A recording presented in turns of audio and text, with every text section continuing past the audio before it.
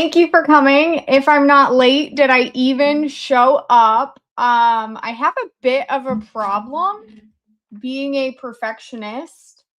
I feel like it's never good enough. Whatever I prep and I get there, and then I'm just consistently behind, consistently throwing out last minute ideas of things that I should change or edit, and it becomes a mess. It becomes a real cluster. Thank you guys for coming, and I guess that I care about what I present to you. But it's probably not going to be on time for until I feel like it's good enough. So I need to get better at that as well. So thank you again, and I'm just going to get into it. Today, I'm going to talk about the timeline of Erica Kirk, the timeline of how Erica Franzfey becomes Erica Kirk, and how almost every single person that seems suspicious in this story seems to be planted around a movement that's kind of hijacked in the process. Um, so I'm going to go over not only the time that Erica and Charlie are in Israel together before they're dating, but when they're in New York City at the same time, because there's also a time period where the Miss America contestants are in New York City at the same time SOS Liberty is doing their media tour in New York City at Fox News at the same exact time period, which I think is just bizarre. So there's a lot of things that are back to back, some of them in the same month. And in the same month, I mean, people becoming focused on media in the same time period, which is a little bit bizarre. So, thank you guys for coming. Thank you for being patient. And also, Susan, you are an absolute champ. Thank you for always commenting and commenting on all my videos. So, I appreciate you, Susan. And Jeremy, thank you for loving my findings. I always feel like I should find more, and I need to stop thinking that. I mean, I need to stay curious, but I need to stop trying to find more because it always makes me late. And then I'm always sitting there culling and trying to do things differently and trying to do a complete 180 of where I'm at sometimes. So it's a little bit crazy. You don't see the mic, but the audio is perfect. I have the mic hidden over to I think it's actually, no, it's that way. The mic is hidden over this way. My pillows look really awkward on camera today, though, so just ignore those. Um, I have like two pillows behind me, one so that I have good posture and then I'm not screwing up my back. And I put my microphone over here so that it's out of the way, and I was testing it a little bit to see. I'm kind of digging it. We'll see. If you can't hear me, maybe it's a good thing. Maybe you don't want to hear what I have to say as well. So today has been a really interesting day in the country. We had another event that I'm not actually sure what the outcome is, and I'm going to look at that after the show. I'm pretty sad that we seem to have continuous violence in this country um as well, and it seems to be something that will probably continue to sadly ramp up. And I think that the Arab Spring is a very good example of desperate people going to desperate measures because they feel like their country and their democracy or their republic is stolen from them by people that are not properly representing them. And I'm not saying that that's the right thing to do, but I think that a lot of people in America right now are distraught. They see their life work being destructed. um it's How long have we been fixing medical care? How long have we been fixing insurance, whether it's health insurance, um, home insurance, all of those things? How much more of our taxes are we going to pay to things that we don't believe in? And I think that that's sadly a reality that will continue to progress. until enough is enough. So hopefully there's some 8D chess going on. I don't really know what's going on anymore because I think that the fear fuels this. And I think when you talk about darkness and you talk about evil and you talk about all of those things and malevolence, fear is what that needs to thrive. It's the only way that works. So I think that everyone should try to just stay grounded, hydrate, drink water. That's important. I'm always yelling at people to drink water. And whenever anyone tells me they're not feeling well, I'm like, have you drank water today? And you should, because you're made of lots of water. And nobody wants to be dehydrated. It's also bad for Alzheimer's, allegedly, and depression, and alcohol is as well. So don't do any of those things. Don't be sad. Don't drink alcohol and drink water, and you'll be good. I'm joking. But I think that it's really important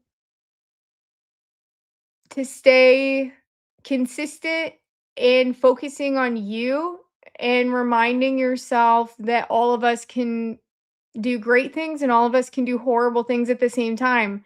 And we need to keep a focus on what you're doing every day to improve the world within you and around you. You know, we're all in this floating rock together.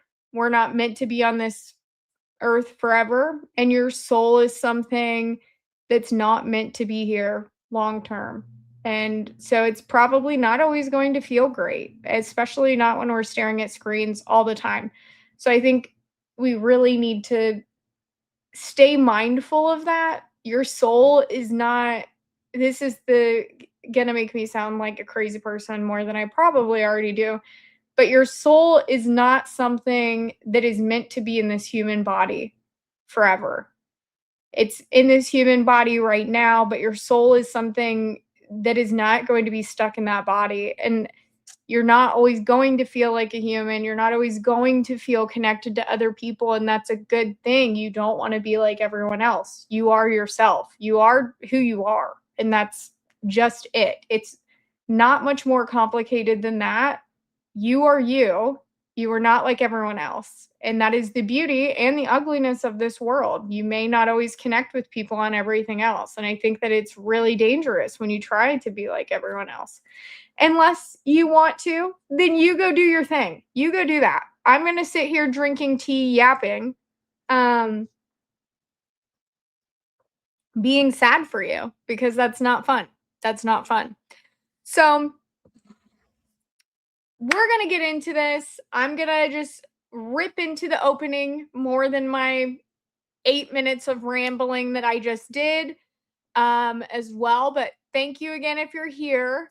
And I'm going to try to not go longer than 2 hours max. My squirrel was laughing at me when I said that, but I'm going to try to not go longer than 2 hours. I think I have it condensed enough. Oh, I see that. LOL. And so I'm going to pay attention to the chat at the end. If anyone does any supers or anything like that, I am grateful. But if I don't bring it up as you do it, it's because I'm going to do it at the end. And I am thanking you in advance if you do that and you have to pop out. I understand everyone is not a night owl, even though that sucks. The nighttime is the best time. The nighttime is the best time. Nobody wants to be up at the butt crack of dawn. Only babies are. And it's because they're like getting used to this floating rock, you know? I don't know. So we're going to keep going. We're going to talk about Erica Francevey becoming Erica Kirk and SOS Liberty morphing into Turning Point USA at the same time. So, okay. Sorry.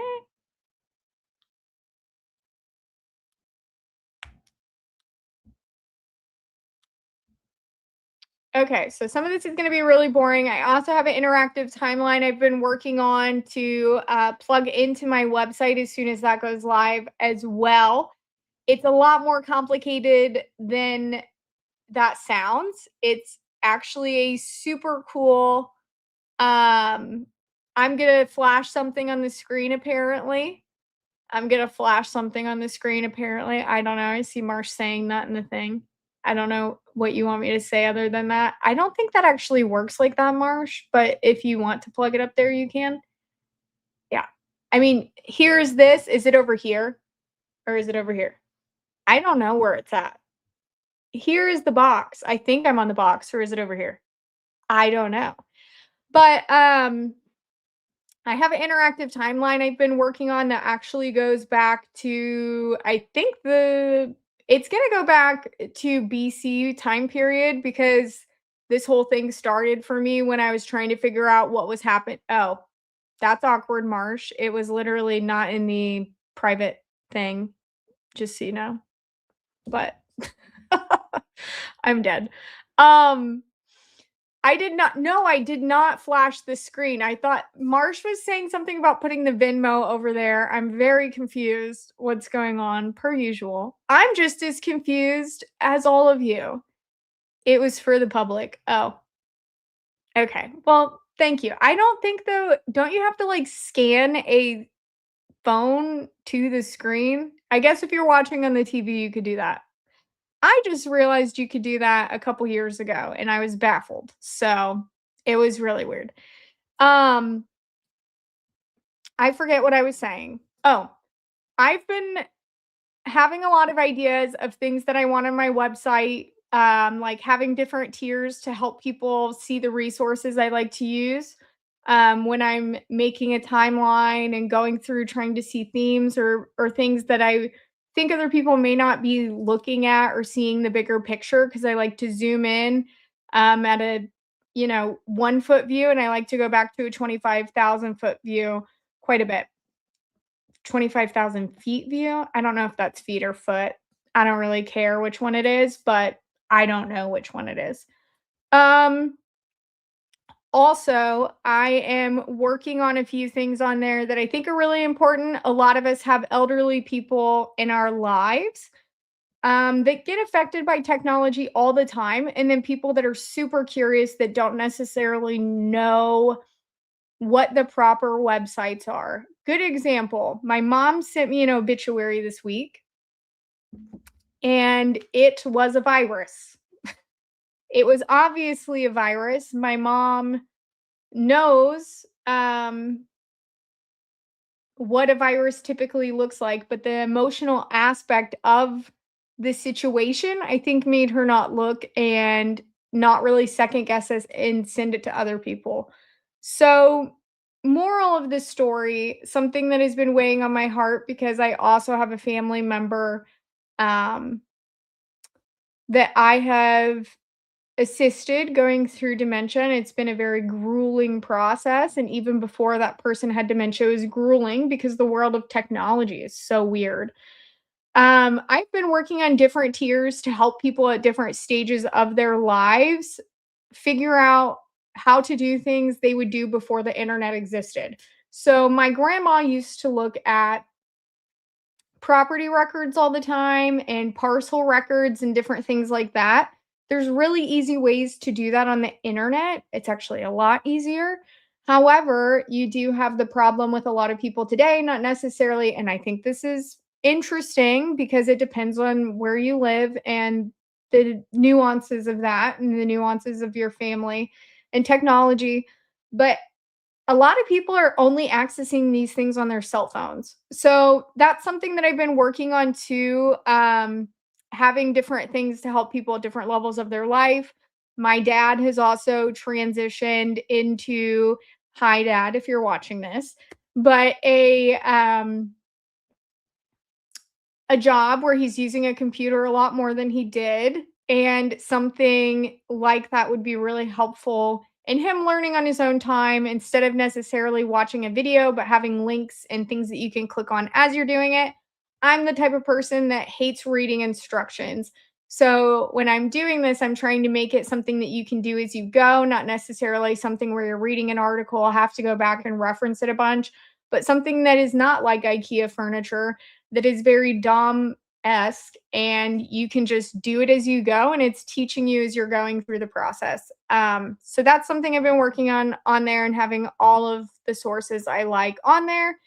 And then also, Marsh is probably really annoyed that I'm saying this, but I've had this dream to have all of the sources that I use on each show on my website with the show. That has been something that's I've definitely broken the thing a few times trying to do that. And also today, this is like the third or fourth version of the timeline I've been working on for the entire uh, scenario that I've been talking about on YouTube, other than noodles. And it's completely different, but this one was far more complicated than the other one. Um, so I'll show you what it looks like. It's not perfect, but I'm putting something like this on the website as well that has things from a historical context too of what's going on with NATO, what's going on with the GDP at this time, what world events are happening at this time, what conflicts or wars are going on at this time. Um, what natural disasters are going on at this time in a historical context, what country is this area even at that time, and there's a lot of those things that go into that in a tedious process, and then making sure that the thing helping me is not taking the information I already have that's been a labor of love and morphing it into its own little twist. So that's been really fun, really complicated, and been using a lot of my brain juice as well. I'm going to keep yapping because it's 16 minutes in and I haven't gotten to my lovely notes that I'm about to go on. But thank you for hearing me. And it is not sus. Don't listen to Squirrel over here saying that things are sus because Squirrel is the only sus thing around. I'm joking. Squirrel's not sus at all. But I'm going to get into it. This is like my second tea of the day. So I bought throat coat and put it in my tea. And I also get the tea that Charlie gets. And I had no idea. I just can't have sugar. I think I've said that before. But Charlie used to always get that Mint Majesty with 2 things of honey. And I used to get the medicine ball all the time. I think it's what it's called. I can't have it because I think the lemonade has sugar in it. So I've been getting this for a few years, and I didn't know that people were super upset at Starbucks after the whole thing happened. Um, which is really disheartening about the world that we live in, that you could dislike someone so much that you get annoyed that someone is coming into your place of work to order a drink that is helping pay your paycheck. Is really sad to me, but that's where we're at, people. That is where we're at. I see you, Ember. I see you over there. I hope that it was a good day. And I saw you asking if I died earlier. I did not. I'm alive and I'm here, but I did feel like I died. I may have had like 2 crying meltdowns in the process of trying to make it perfect, but yeah. I prefer Claude. I do see that in the comments. I prefer Claude, and I don't like to use AI for any ideas other than kind of what you're saying in a way. Like, I will have my outline of research that I've done and I will plug it in somewhere and say, what is an area I'm missing here? Is there an angle that I'm not looking at? Blah, blah, blah. I really like web because of what it can do and how you can upload your own sources on that as well. Yeah. So, oh, for the US consensus. That's interesting, actually. I kind of looked into that with I just almost burped. Excuse me. But I kind of looked into that with was it I always get the M states confused. Not Mississippi. Is it Minnesota or Missouri? I think it's Minnesota where they were having the Syrian refugee issue. No, web, you can pay for it and there's like 3 or 4 different tiers. And with web, basically what you can do is upload all of your own documentation and you can use it as AI that's only sourcing those documents. So it's really nice if you have a book. You honestly, it's way better than what we used to cheat when we didn't read our literature books in junior high. But it's like, come on, Ian, you could have helped us all back in the day, not have to read what were those? It wasn't bibliography. What were those things that you used to something bib? I don't know. I used to never read those books. The Lord and the Flies, don't even know. When you told me that people were on an island doing crazy stuff like that, I was like, now I'm thinking, were they trying to prep us for Little St. James? Like, I don't understand why that was even a thing we read about in school. Or Anne Frank. It was wildly inappropriate for that age period to read that book. Wildly inappropriate um, with what was in there. So it was an allegory about society. Well, it's like with children though. So also I really did not like how any aspect of literature growing up was all Shakespearean in the fact that it's all up to your interpretation of what this author meant hundreds of years ago, and it was more complex than IKEA furniture. I don't know why I've said IKEA furniture twice. I think I need to go to IKEA and eat some Swedish meatballs. Obviously, that's why I keep saying it. I need to go to IKEA and just walk through the furniture aisles and sit on the uncomfortable furniture.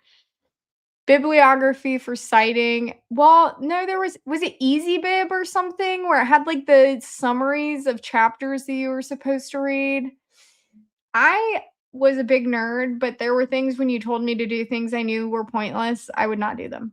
So, Spark Notes. It's Spark Notes. Thanks, Marsh. I knew it was something. It's Spark Notes. Why am I thinking Easy Bib or whatever? I want it for law purposes. Interesting. I am too. That is really interesting. I did not know that there was a difference of it, but I do know a lot about certain aspects of the process, how it became Mexico and then wasn't, and I found that to be really interesting. Do you get an ad pop up, or do you have a sponsor now? I don't have a sponsor. I don't think I would get a sponsor. I don't think I would be a good person for somebody to sponsor. Because if your product sucked, I would not say that it didn't suck. That would be awkward. But I honestly would be okay with Wendy's sponsoring me. I like how savage they are a lot. And I like their chicken nuggets. Who doesn't like chicken nuggets?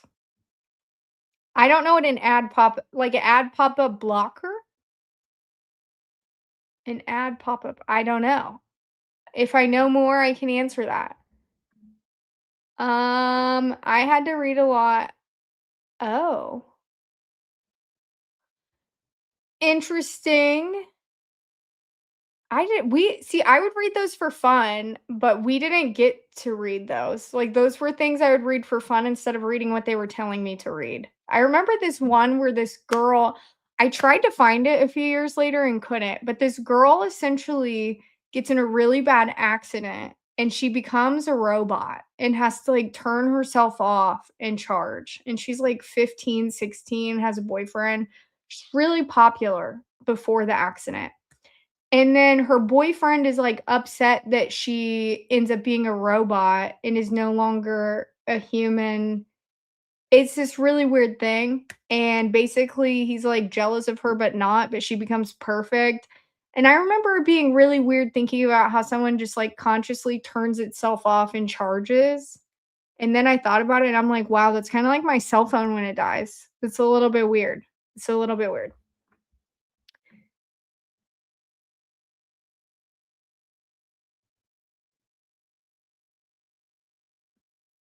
That's interesting. I do like law.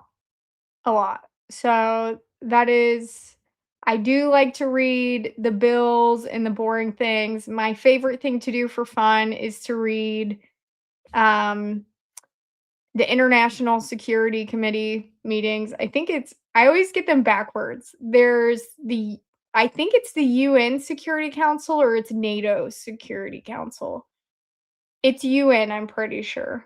And I like to read the votes and all the minutes, and I've done that before going way back to the first ones. And every single time we vetoed the Palestinian question, I think is what it's called in those minutes. It's pretty interesting who's the savage people in those minutes and then the laws. But a heels at that's weird. I don't know why. I guess that the ads are calling you short. That's a little bit rude of them to do. I don't even know. Not on the video part. I'm not on YouTube. I am on StreamYard, so I'm gonna have to look at that later. That's really interesting. I will look. Marsh, remind me to look. Okay. So we're just gonna get into what the freaking frack we're doing here today. Basically, I feel like this whole story looks like this gang of people. One being a group of friends that seem to be intertwined with one of the following: military, media or acting, personality type lifestyle, wanting to be an influencer, or politics, that call themselves the friend or a friend of Charlie, not an employee every time, a friend. And a lot of those people are on the payroll or have been on the payroll. So I do understand that people hire their friends, but it's a little bit interesting when you look at the timeline of everything ramping up at the same time. And then someone that has a lot of those things in common with the friend group, whether it be political, whether it be military, or whether it be influencer-esque lifestyle and wants out of life, becoming a wife of Charlie. And the whole process is just really weird. So we are going to get into it.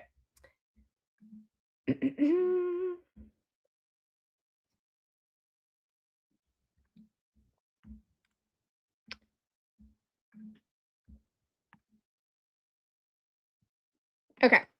So on June 18th, 2025, Charlie Kirk White rewind because I just literally laughed over what I was about to say and I was gonna say that backwards. Welcome to I Don't Give a Damn. I thought you were gonna put the cornfield one up and I was about to laugh. I'm a Barbie girl. Well, in the Barbie life. Oh, the Barbie life. I thought you said I'm a Barbie girl. Look, this is why I can't read, guys, because I'm like, it's only 2 screens. I don't know why it's so complicated for me. Remember, bear with me. Educated in a cornfield. I'm kind of stupid. So, on June 18th, 2025, Charlie Kirk walked into the White House and looked POTUS right in the eye. He told him to his face that what the Prime Minister of Israel wanted, aka the war with Iran, was a mistake. He spoke up for Americans.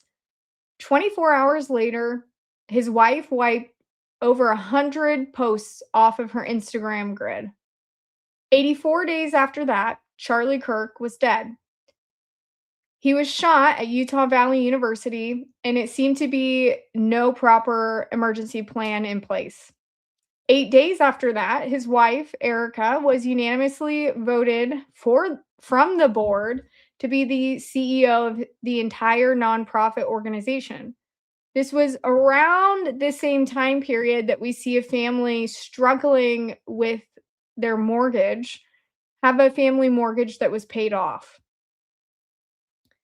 Tonight, I'm going to walk you through the documented dates that I think are really important, specifically regarding Instagram posts and clues within them. Every boyfriend that's recent around that time period. Every photo of an American flag that seems to pop up the same time as a JD Vance rebrand. I guess all roads from Arizona lead back to Ohio. A lot of the LLCs in order. and receipts that I think people need to see. They're all out there and they have been out there. I think people just need to see them in a chronological order. And who the freaking heck is Erica Kirk? So, September 8th, 2025, 2 days before the Utah Valley University event, Charlie is in a private group chat. He writes, Jewish donors play into all the stereotypes. He writes, I cannot be bullied like this. And he references a $2 million a year donor who just walked. And then he talks about thinking of inviting Candace Owens back. Someone in the chat answers, ugh, please don't invite Candace. One of the people on that thread is a Newsweek editor named Josh Hammer. 48 hours later, Charlie Kirk is unfortunately shot in the chest area on the lawn, neck chest area, on the lawn of the Utah Valley University in front of thousands of people. That's the part you heard about. And in this area, this episode, we're going to go back and look at some of the other things that I don't think people are talking about and what creates, to me, the Kirk files. So we're going to talk about two lives that are braided into one in one of the most political operations in the country, and then weirdly unbraided violently in September of last year. We have Erica Lane Francebay, or Erica Lane Kirk, and Charles Kirk. Erica was a Catholic school pageant queen from Ohio. And then we have Charlie, who is a Chicago suburb kid who got rejected from West Point. They became a movement, a marriage, and a media empire. And depending on whose timeline you believe, they were an American love story or a piece of carefully managed political theater. Here's what I'm not going to do tonight, though. I'm not going to tell you who created or completed the operation at Utah Valley University. The state of Utah may say that it's a 22-year-old named Tyler James Robinson, and they're seeking the death penalty, which they mentioned inappropriately in the first time they spoke about it. I'm not going to tell you who I believe is behind Robinson and who may have wanted Charlie dead. But I am going to walk through the paper trail, the records, the trademark registrations, the patent findings, oversight releases, FARA filings, and court indictments, Instagram comments, deleted posts, and receipts that you can also pull for yourself. The information is all still available through secondary or primary sources. The themes I think that you should keep in your head throughout this process, because I want you to come to your own conclusion, is obviously the Erica Kirk story does not match the documents. It never has, and it's a weird story to begin with. Charlie Kirk then turned into something insanely powerful in the last few years of his life. Insanely powerful once some of these people came into his life as well. And the third theme that I think we can see continue is whatever was being built around Charlie Kirk kept building even after he left this earth. And we saw that specifically in the months after. So we are going to talk about all of it. So, wow, thank you guys for coming, and the people that are early and late. So I can't be a Barbie girl. I'm offended. Is it because I'm not blonde? I'm joking. I would be a horrible Barbie girl. But I have wore a pink sparkly dress one time in my life. I bought it for the Taylor Swift concert. I'm not even a Swiftie and I went to that, but I am very grateful and I had a lot of fun, even though I didn't know any of her new songs. And I practiced my little soccer mom wiggle before I went, and I still did it horribly. So there is that aspect. I can't shake my butt if my life depended on it. I cannot shake my butt. So that's kind of the story of that. All right. So I'm trying to think of the best way. I'm just going to pull up. Yeah, I think that's the best way to do it. Otherwise, it's going to get too crazy.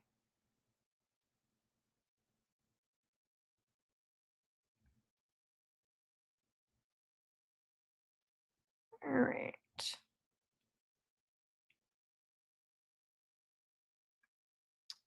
Okay, so I'm gonna pull this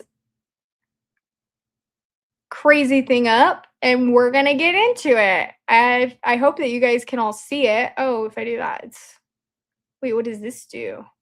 That's interesting. Wow, they have so many more buttons. Oh, I just made that huge. Ignore, ignore. Okay,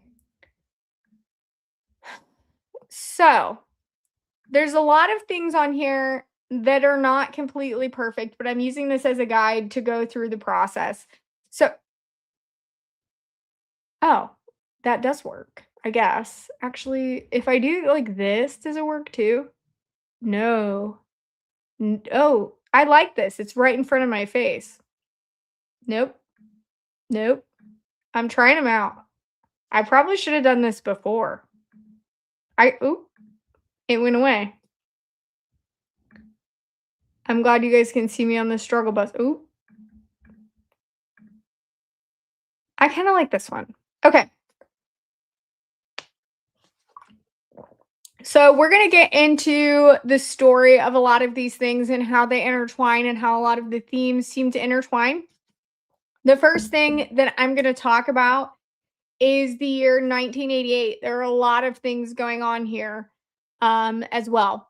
So, the very first and most relevant thing to this story that we have is Erica Lane Franzway is born November 20th, 1988 in Ohio. Her mother is Lori Ann, born Abbas. She is a Syrian Lebanese Italian heritage out of Butler County.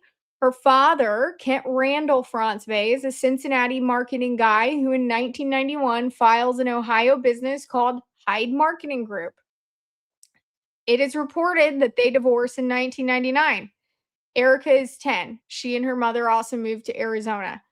So, the weird thing about this process to me, though, and I'm about to go through it year by year, Erica's mother, Lori, is not a stay at home mom. So maybe she wasn't one time, but in the part that we're going to review, it doesn't seem to be that way. She's a patent holder. Between 1994 and 2005, Lori Franzway and a man named Lawrence, Larry Ginta Jr., becomes her partner.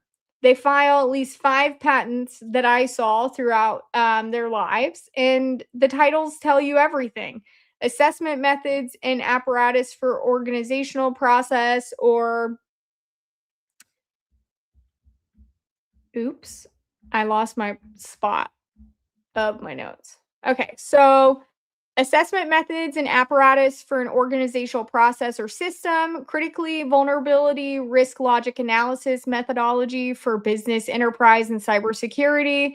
This is a risk modeling for organizations. This is the language of government contracting.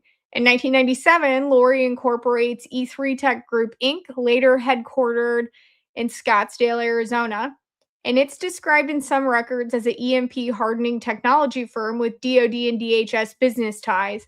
Erica is also said on tape throughout different periods of her life that her family moved to Arizona because her mother was getting involved with the government, Homeland Security, and Department of Defense. One correction I do want to put on the record because I do think it matters here is that some people have said Lori and Larry testified at the 2015 House Oversight hearing on EMP threats, and another claim is that they co-authored a book. Um, it's a little bit interesting getting into the technicalities of that. I guess actually I should probably go into that when I go into their break off of it. But the federal hearing on May 13th, 2015 had 4 witnesses. Peter Vincent Pry, George Baker, Mike Curcero, and Trent Franks. Blackout Wars is a sole authored by Pry per Library of Congress catalog data. What did happen, and that is on the Arizona State Legislature record, is that Lori, Larry, and a man named Chuck Lee testified at the Arizona State Legislature in March of 2014 on a bill called SB 1476. Lori was introduced as the CEO of G-Tech Industries. I also don't like the way that they spell it there because it's actually different than the way that they spell it on every business filing elsewhere. So somebody had a typo. So I want to put a pin in this because Erica's mother ends up being a defense adjacent business operator in Scottsdale with a patent portfolio and risk modeling and a government facing cybersecurity or cyber vulnerability work. That's the household that Erica Kirk is growing up in. And it's a household where her parents get divorced at a very important age of her childhood as well. And then we have Charlie, as well. So Charles James Kirk, he's born October 14th of 1993. So she was robbing the cradle, obviously, in Illinois, in the same hospital district as Wheeling. His father is an architect.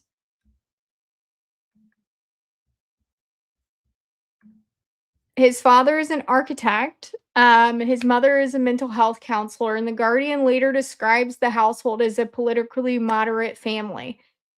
Charlie's conservative awakening is not Reagan, it's not Bush, it's Obama. He himself dates it to the 2008 financial crisis and the bank bailouts. In 2010, his junior year at Wheeling High School, he volunteers for a Senate campaign of Illinois Republican Mark Kirk, which there is no relation to, I believe.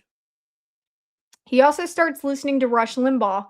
In 2012, he's 17 years old. Charlie Kirk sends his first email to Breitbart News days after Andrew Breitbart's death. He pitches a student group he's co founding called SOS Liberty.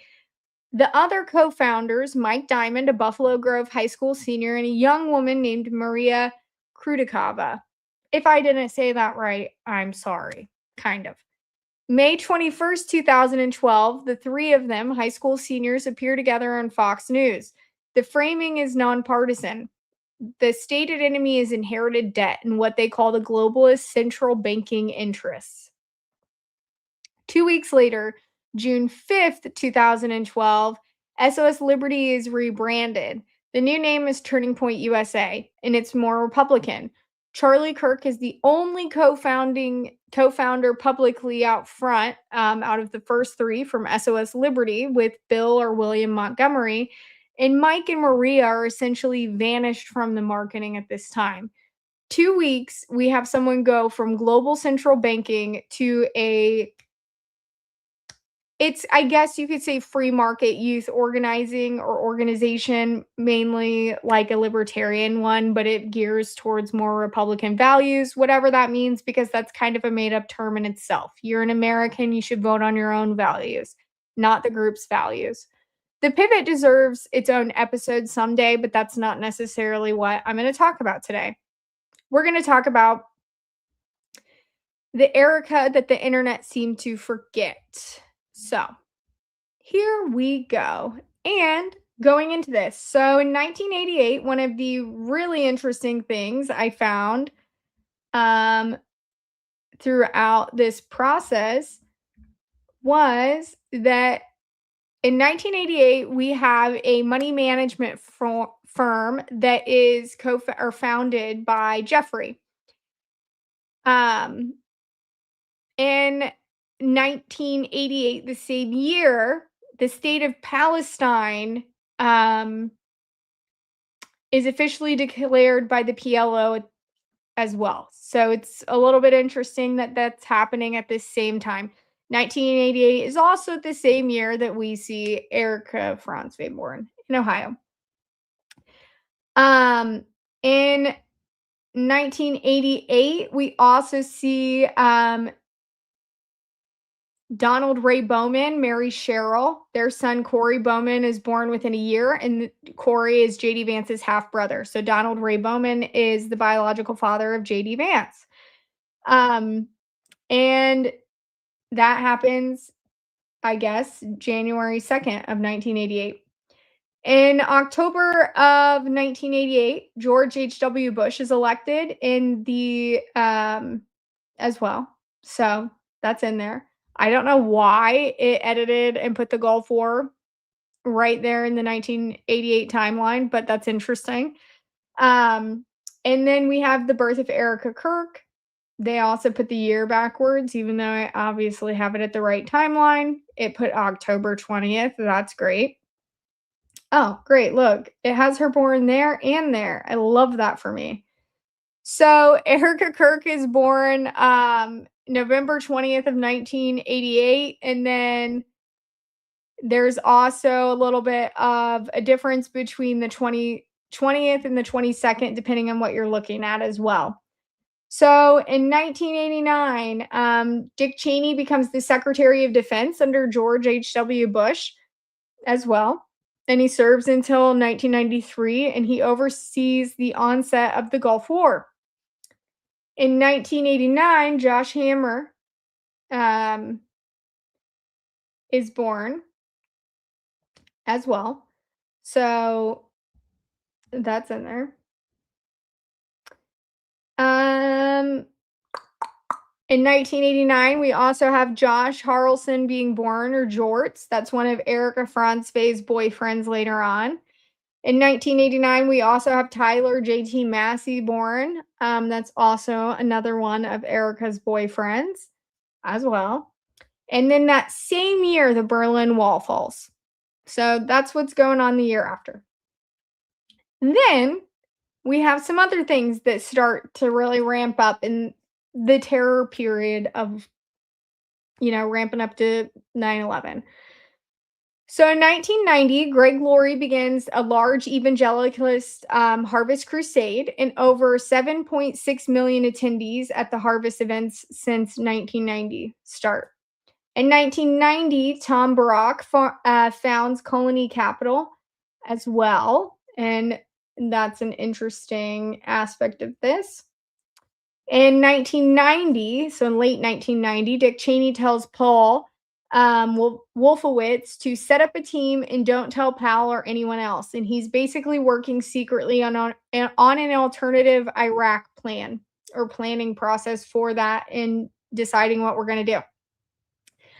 In 1990, following a parent's divorce and mother's remarriage to Bob Hamill, James David Hamill, who we know as J.D. Vance today, has his stepfather adopt him. The mother changes his name to James David Hamill this time, swapping Donald for David and an uncle to keep the J.D. initials. In 1990, in August, Iraq invades Kuwait. It's a U.S. operation and Desert Shield begins. Cheney is still Secretary of Defense. In 1990, H.W. Bush era, so the U.S. debt is up to $3.2 trillion, and the median household income is $29,943. That's insane to me. The average house is $123,000. That's crazy. In 1990, Jeffrey begins being a donor at Interlochen up north in Michigan by North Fox Island. Actually, that's a story I have been working on. And he continues this until 2003. He actually had a cabin named after him as well. In 1990, Gerald Bowles assassinated. So the Canadian engineer Gerald Bowles assassinated in Brussels. He has an official Belgian inquiry attributing to Mossad due to the Iraq supergun project, which is really interesting. This is correlation only and unverified, but there are interesting government records that I do believe relate to it. Thank you for coming. I see you, Amy. Hey, I've missed you too. Sorry. I need to work on archery. I keep forgetting to do that. I haven't been on Discord much at all. And then in 1999, I'm getting way ahead of myself. But in 1991, we have the Desert Storm begin a little bit more. So the Gulf War is really ramping up in the coalition. All right. And then what I found to be really interesting, same year around there. So 1991 is the year that Kent R. Franzwe, Erica's father, files an Ohio business for Hyde Park Marketing Group. It comes back as canceled due to a fictitious name, which essentially means that the business is operating by false name pretenses, which is really weird to me. I don't know why that would happen. He's also pictured in a weird bookstore with the same name. It's also kind of weird because Hyde Park is like a Chicago, I don't know. Anyways, that's a whole nother aspect of this that's weird. In 1991, we have Yair, I think that's how you say it, Netanyahu born, who a lot of us know as an outspoken political podcaster and social media commenter, and a staunch defender of his father's policies, who lives in Miami. Interesting place to live. Um, Really interesting. Then, in 1991, same year, in March, Benjamin Netanyahu marries Sarah Ben Artzi, his third wife, who is an educational psychologist. So she's really mind screwing us all. Sarah becomes highly influential and frequently polarizing figure in Israeli political life. She has two sons, Yair and Avenir. I don't know how to say the other one. They also had, the first one out of wedlock, which is really, I mean, just starts the story off of success. I don't think that that's necessarily something that's, like, super relevant. Do I think it's really relevant when you are the face of a far-right political movement? I mean, yeah. I think that if you're going to, you gotta practice what you preach. So, I think that we've seen throughout the lifetime of Netanyahu that he does not do those things. And I don't mean that to be disrespectful, I just think that in general, with accountability, with showing up and ensuring that you go through and follow through with trials that have been ongoing before COVID and are still not finished. Um, Response times when you have the world's strongest military, or accountability on what you did or what you have continued to do, endangering your own people. And I mean, there are a lot of things. The assassination that led to him being in power is also an insane story when you see him in the streets with the protesters, with people holding caskets and nooses in the streets, calling for, Rabin, who was the one that had the Oslo Accords signed with Bill Clinton and the PLO, president at that time. I think it was Abbas. No relation, from what I understand, to the front or Lori Abbas, but he's assassinated and he's called a terrorist for signing the Oslo Accords. Um, and to see pictures of Netanyahu in the street by a coffin and condoning that type of behavior and then complaining about behavior far less than that, or trying to get people out of the streets that are protesting themselves, it's just like you can't be okay with protesting if it only benefits you. Like, if you're going to be okay with protesting, you got to be okay with protesting altogether. That's not how that works. And you can't pretend to have a democracy if people do not get to vote on who's in charge. Um, I mean, it just doesn't make sense. That's not a thing.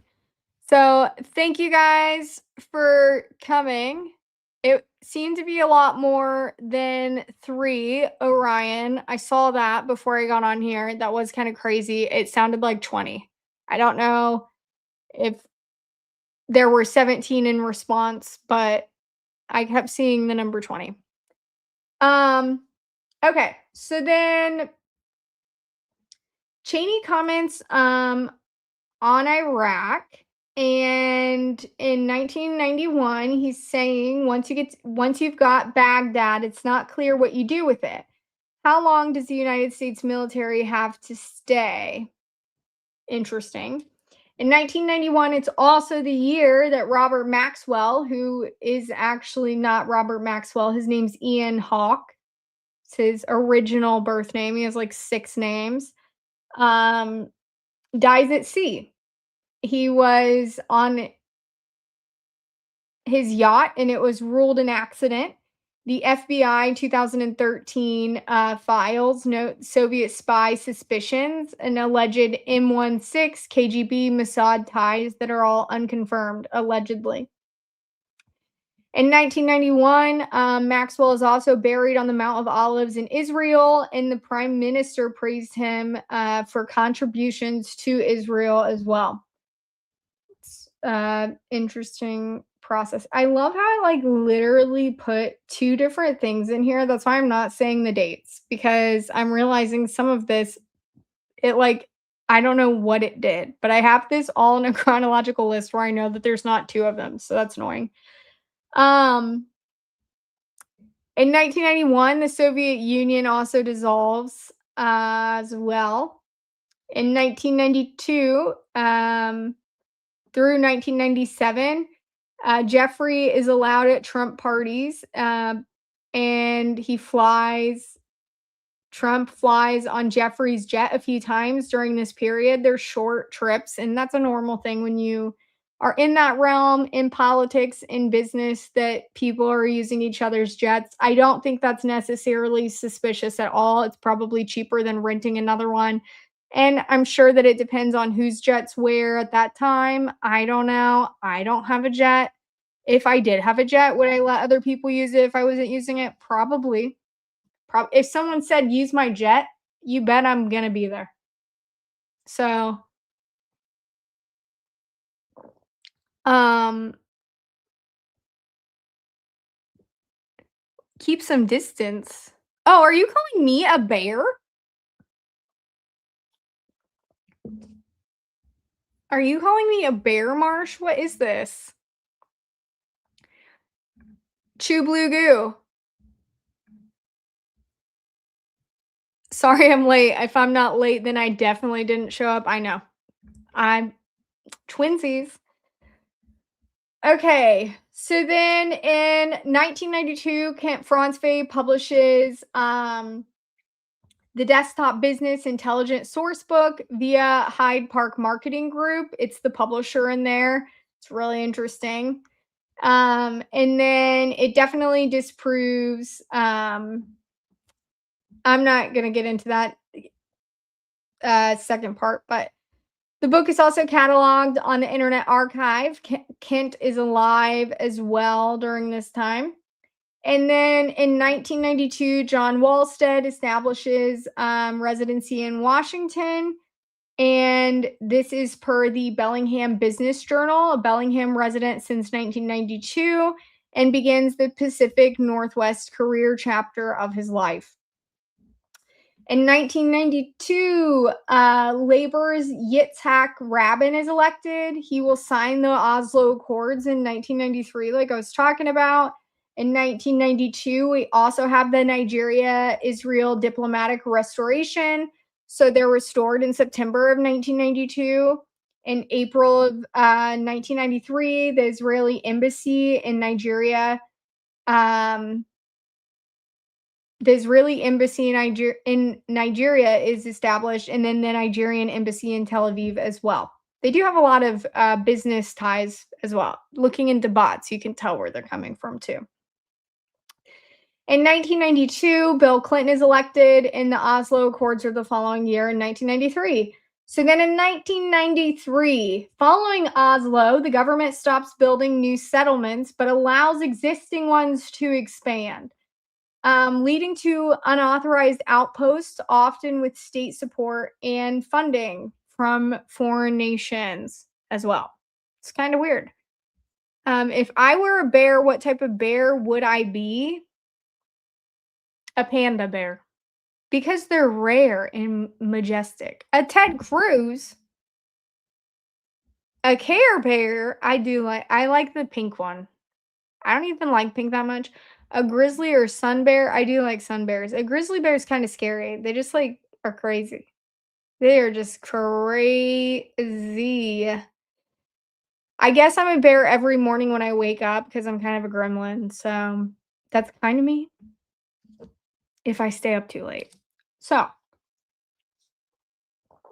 in 1993, Jeffrey is also donating $10,000 to the White House with Maxwell present. In 1993, we also have a Bowman Construction and Excavating, um, founded after a Hamilton Tool plant closure, which I found to be interesting per his 2023 obituary. I think this is really interesting, and this is something I'm doing a story of just this person in the timeline. Running a construction business for the past 30 years at death is in that man's obituary by JD Vance and OSHA Vance's name. In 1993, we have the birth of Charles Kirk. Um, and then some of these things I've already said, so I'm sorry. I'm just going through it in a chronological order and then gonna show you some fun pictures that go with it. A Ted Cruz. It's because Ted Cruz is unbearable. Is that why? A Ted Cruz. I wish I got that, Marsh. I wish I got that. I'm seeing it in the comments. Um, in 1993, we also have Cabot Phillips being born, and he has a twin of Hudson Phillips. So seems to be born in Virginia as well, and he ends up having a younger sister later on. In 1994, the Israeli private military is in the Congo for security as well. And then in 1994, we have another Netanyahu born as well. In 1994, we have a patent filed with Larry and Lawrence. It's their first one, and it's the assessment methods and apparatus for an organizational process or system as well. The patent number is 5737494. The abstract is the method and apparatus for computer-aided assessment of organizational processes or systems. And the inventors are Lawrence Arginta and Lori A. Franzway. In 1995, the U.S. begins the Hamas financial sanctions, and the FTO is designated in 1997 as a federal terrorist organization. In 1995, Cheney is also the CEO of Halliburton, which is a revolving door from the Pentagon to the oil services. It's kind of interesting where his interests were. They were always in the Middle East. In 1995, Christine and Isabel Maxwell, the twin daughters, co-founded the McKinley Group in 1993.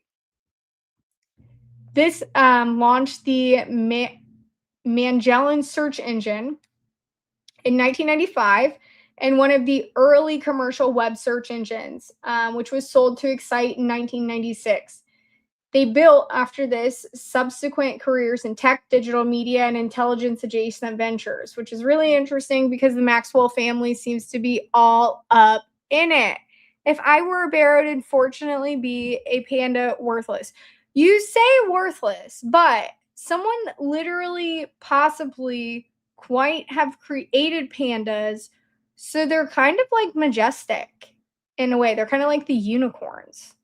I know. I think they only ovulate like once like it's insane. I was reading about it and the patent on them. It's really weird. They like don't let me see. Hold on.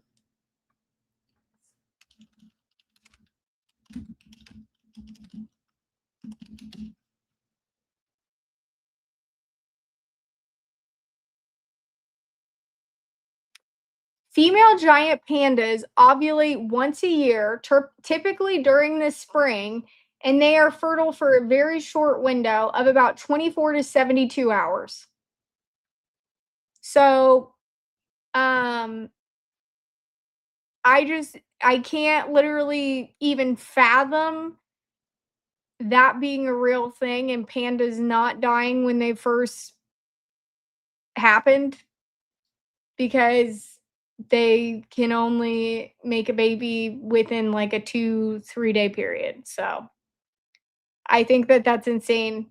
It's, yeah, it is really weird because there are some things about it in lore. There are things not in lore. So I don't really I don't understand. It's it's the giant pandas. So I don't know if it's different. Hold on. China giant pandas versus China panda. Is there a difference? I think that the red pandas are really cute.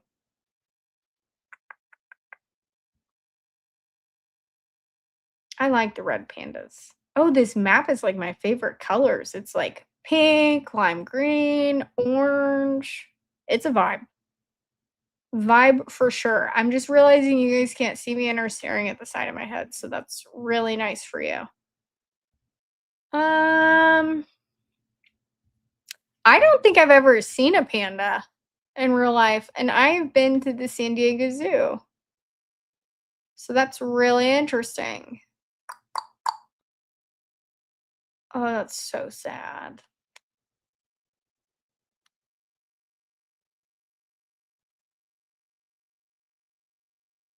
I'm reading about pandas breeding right now. That's kind of weird. Anyways, maybe I'll do a show on pandas sometime if you guys like the oh my gosh, this National Zoo .si.edu about giant pandas that has the FAQ for frequently asked questions. One of the questions, how often do you collect urine from measing? Urine samples are regularly collected.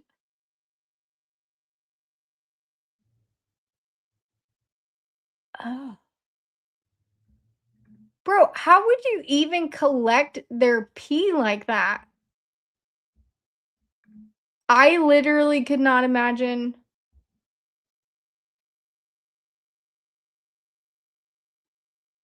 Oh,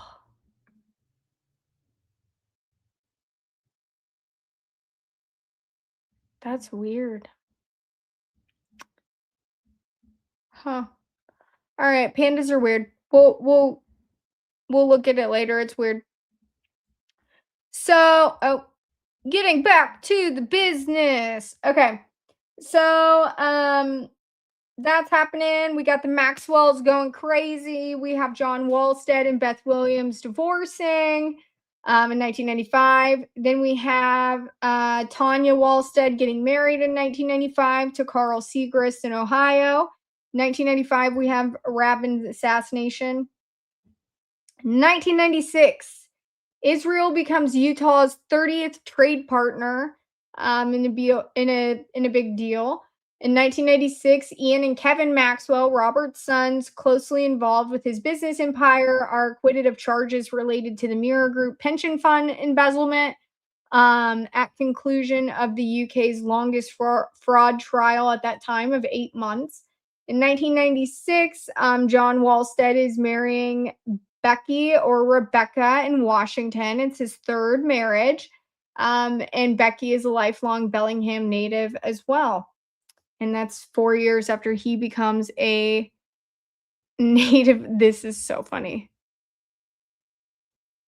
I'm deceased, bro. And I are you sure that it's not 1948? That they were only a few moments away?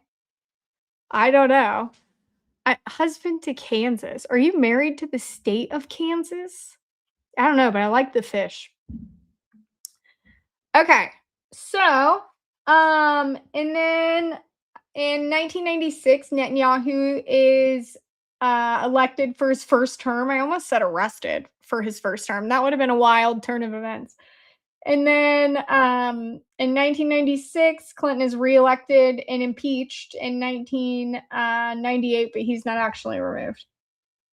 In 1997, Mossad has an alleged role in the Congo coup. And the State Department reports and notes an exploitation amid mineral conflicts.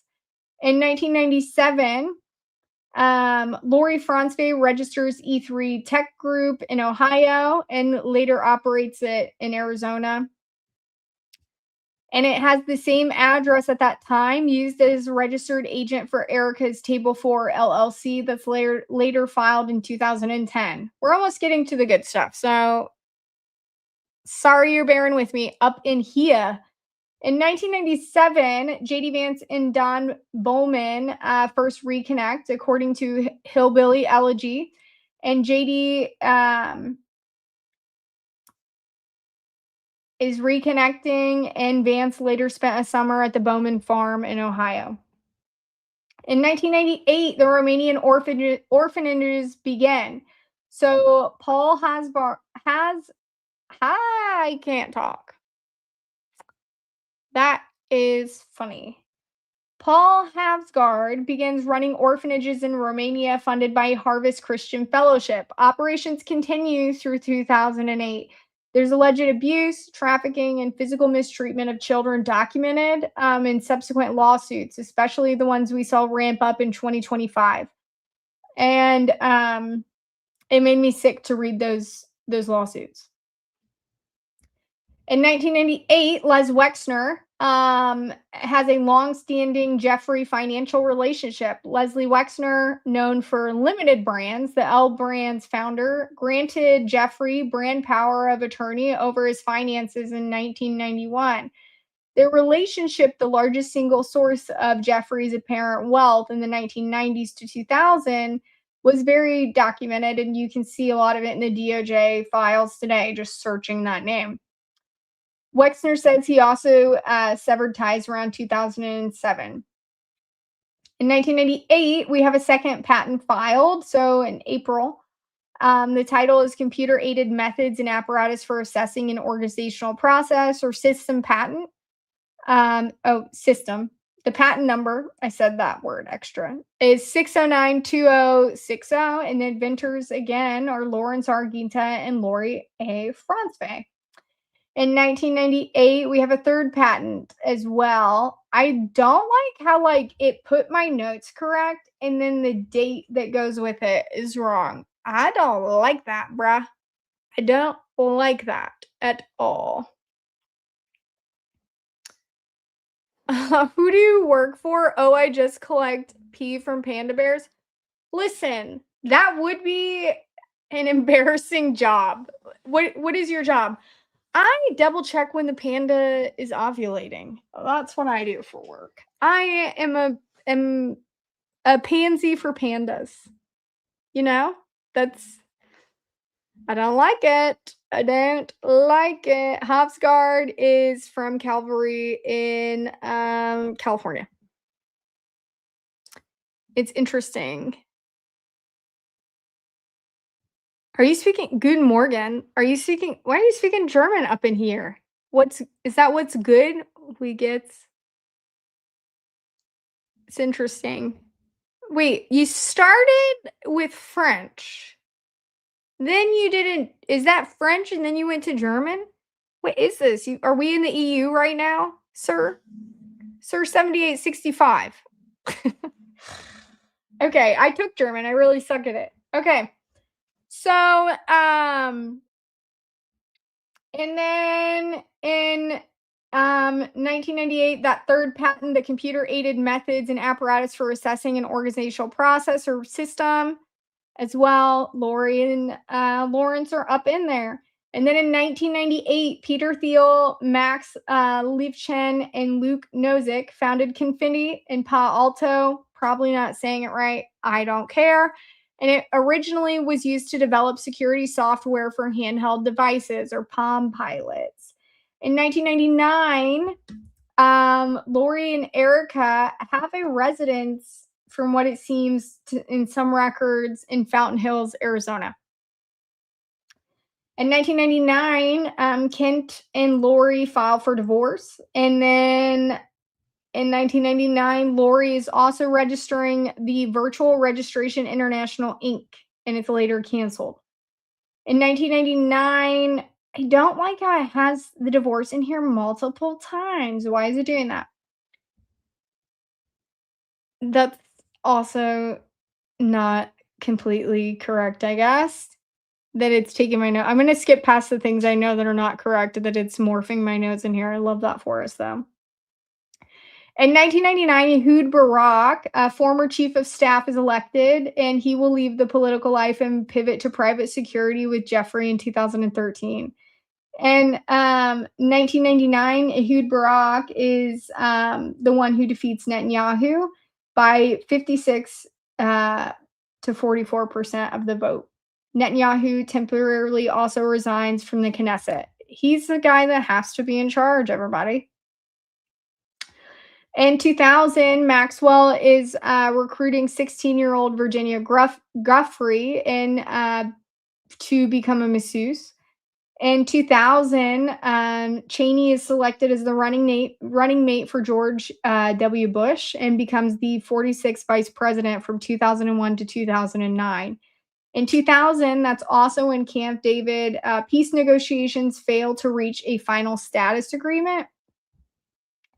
And in 2000, we see the U.S. national debt go up to $5.6 trillion. The household median, though, it goes up quite a bit from the last time we discussed it, and it's at $41,990. The average household also goes way up of how much it costs to buy a house at this time to $169,000. Which is crazy to me because I don't know if at that time, if they're only sourcing the homes in like California or Florida, because where I live, that would not be even remotely close unless you were buying. My parents bought a farm on 15 acres in 2000 and it was $100,000. So I don't believe that number either. So at all. Your wife's name is Kansas? Well, that's kind of cool. You have to work tomorrow. Well, quit your job and hang out with us. I'm joking. Don't quit your job. Don't quit your job. That's a bad idea. You can catch it. You can watch the live later when you have when you don't have to work. Get some sleep. Not sleeping is really bad. Because your brain doesn't get the oxygen it needs if you're not getting deep sleep, and I don't know, it's just real sad. So, then we have in 2000, Confetti merges with X.com, which is Elon Musk's baby, for a stock deal, forming what becomes PayPal at that time. In 2000, we also see the .com peak, and the NASDAQ peaks at over 5,000 and then crashes 78% by 2002. The Dow is at 11,000 then. I'm also really weirded out that in 2000, the Dow was at 11,000. And the FBI already had a complaint about Jeffrey Epstein at that time. And the DOJ still was not talking about it. So take with that what you will. In 2000, Musk is ousted and Thiel becomes CEO. The board actually ousts Musk during his honeymoon, and then Peter Thiel becomes the interim CEO and abandons the broader banking ambitions at that time. He focuses solely on PayPal payments product. In 2000, George Bush is versing Gore, and Bush versus Gore is decided by the Supreme Court at that time. And then we get more up into the TPUSA thing. So, Robert McCoy in 2001 is becoming the Godspeak pastor. He becomes the senior pastor of Godspeak Calvary Chapel at Thousand Oaks in California, and he holds this role until 2025. The Taba peace negotiations fail regarding Israeli geopolitics. And then in 2001, we have Renee Corona Colvett, Andrew Colvett's mother, who is an archaeologist, who has a bachelor's and master's in anthropology from the University of Nevada, and is a doctoral candidate in the UK at that time, residing in Boulder City, Nevada, from 2001 onward. I also really like Boulder City. I've been there. It's a really nice place. So can't blame a girl. It's by Vegas if you want to go play the Buffalo slot machine. But yeah, she's a federal archaeologist with the U.S. Bureau of Reclamation in Boulder City, Nevada. I also found it really interesting with the archaeology and then the Middle Eastern aspect of some of these people. Because if you think about some of the things that have been covered and you think of ancient history and Iraq in the first place and Gilgamesh, the cone, I don't know, there's a lot going on. You would need someone to dig that up. In 2001, there's some things going on that are just crazy over in the Middle East. And then we have Barack getting defeated at that time by over double the vote in a standalone prime minister election, and there's no concurrent Knesset vote. So, the weird thing about Israeli voting that a lot of people don't realize is basically the Knesset can like call an election randomly before an election, and the whole government can change or the whole leader. And it's really bizarre because what the people actually vote on there is, I think, how many seats each party has or something like that. And then the parties elect the leader. And everyone doesn't even get to vote that lives there or that is a citizen. So it's a really weird thing. I mean, there are citizens that there are people that are considered aliens because they live in a annexed territory that is against the UN and international law, that are law-abiding citizens that have lived through the same monstrosities as the other side, um, that are punished for the sins of others. I mean, like, their work permits are literally revoked, and there are a lot of people, if you look, the last State Department report shows a level 2, um, for the human trafficking because it's so bad there, specifically with labor trafficking as well. Not just the trafficking that you would think, but people from other countries even coming there and not getting paid or their passports getting taken. But it's not regulated. People are not punished properly. And it's been like that for a while if you go back and look at the State Department reports. So the things that are happening in prison as punishments, I don't think people should be surprised. I mean, just go read the State Department report from your own government. Right? It's been online forever. So, and I think they've gotten better throughout the years, but evil's contagious, don't let it consume you. Don't let it consume you. Um, I can also not read Sumerian script. If I could, sometimes I can't even read English. You think I can read Sumerian? Bruh, come on. That's not possible. All right. In 2001, Cheney becomes a principal figure in shaping the response to the war on terror. And then we have September 11th. Bro, what is going on with the way that it like indexed these dates with my original notes? It says September 11th was 8/11/2001. It's really funny. I was married in August and I always get August confused. It's like the AI knew me. I forget that my husband and I were married in the 8th month of the year versus the 9th month of the year all the time. And the only way I remember is thinking of 9/11 in my head because 9 September, September 11th, people saying 9/11. So, that's really weird that it did what I do all the time because it was definitely September or 9/11/2001 that the Twin Towers were attacked and the Pentagon.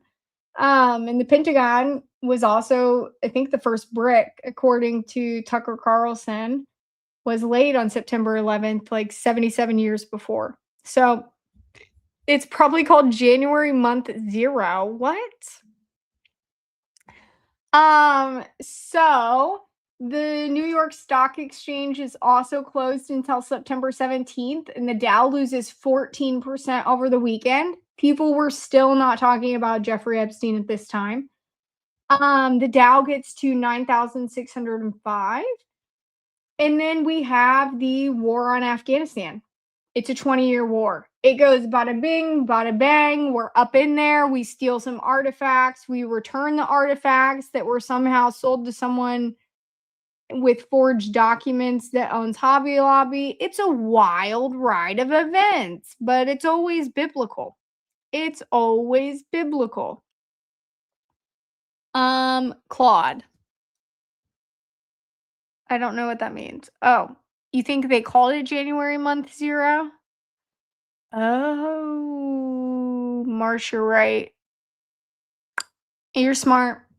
Marsh, you're smart. Smart man. You got a brain when I don't have one. Okay. As 9/11 is happening, Netanyahu also says in a New York Times interview, when he's asked about it, he said, it's very good.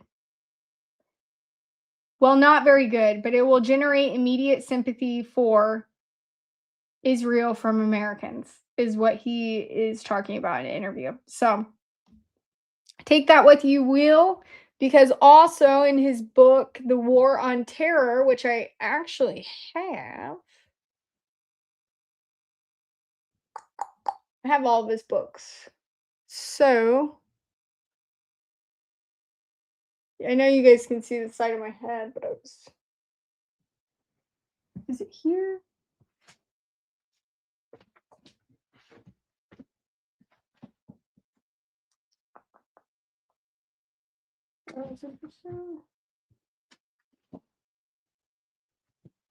Yeah, I have like all BB's books. Anyways,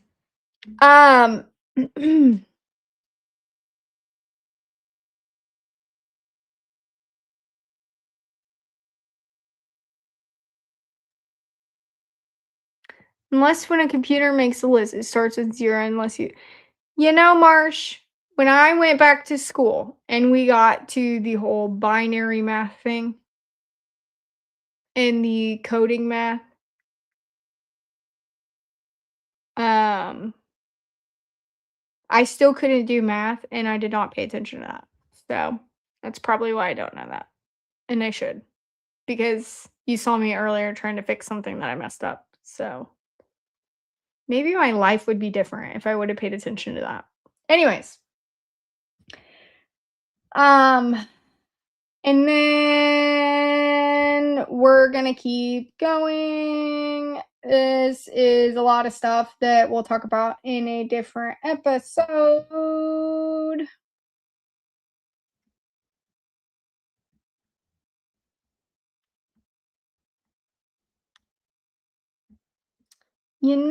Actually, I go to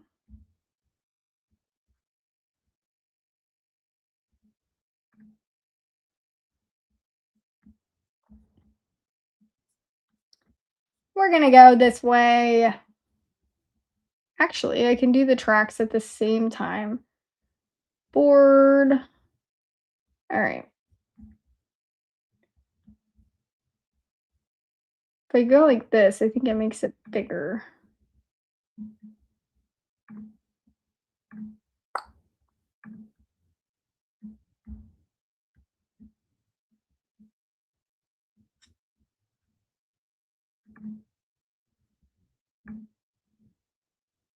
Oh no, why did it do that? Oh. Okay, you guys are seeing me struggle as I go.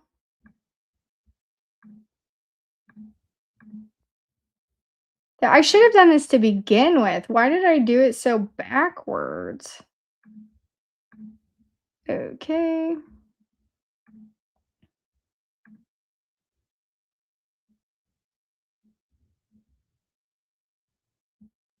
Well, actually, I think I need to do it in the timeline. Okay, the table one will be good enough. I'm just going to go back to, I like this one so much better.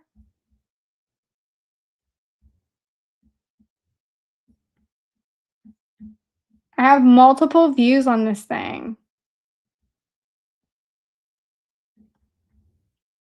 Okay. So in 2000, we're going to skip a little bit forward.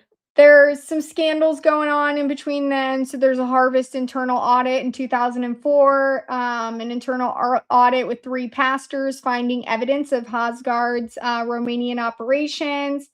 And Pastor Steve Quarles reportedly told the mission's pastor, Richard Shute, he doesn't need to be another day in Romania. He's an embarrassment to every single missionary and Christian worker.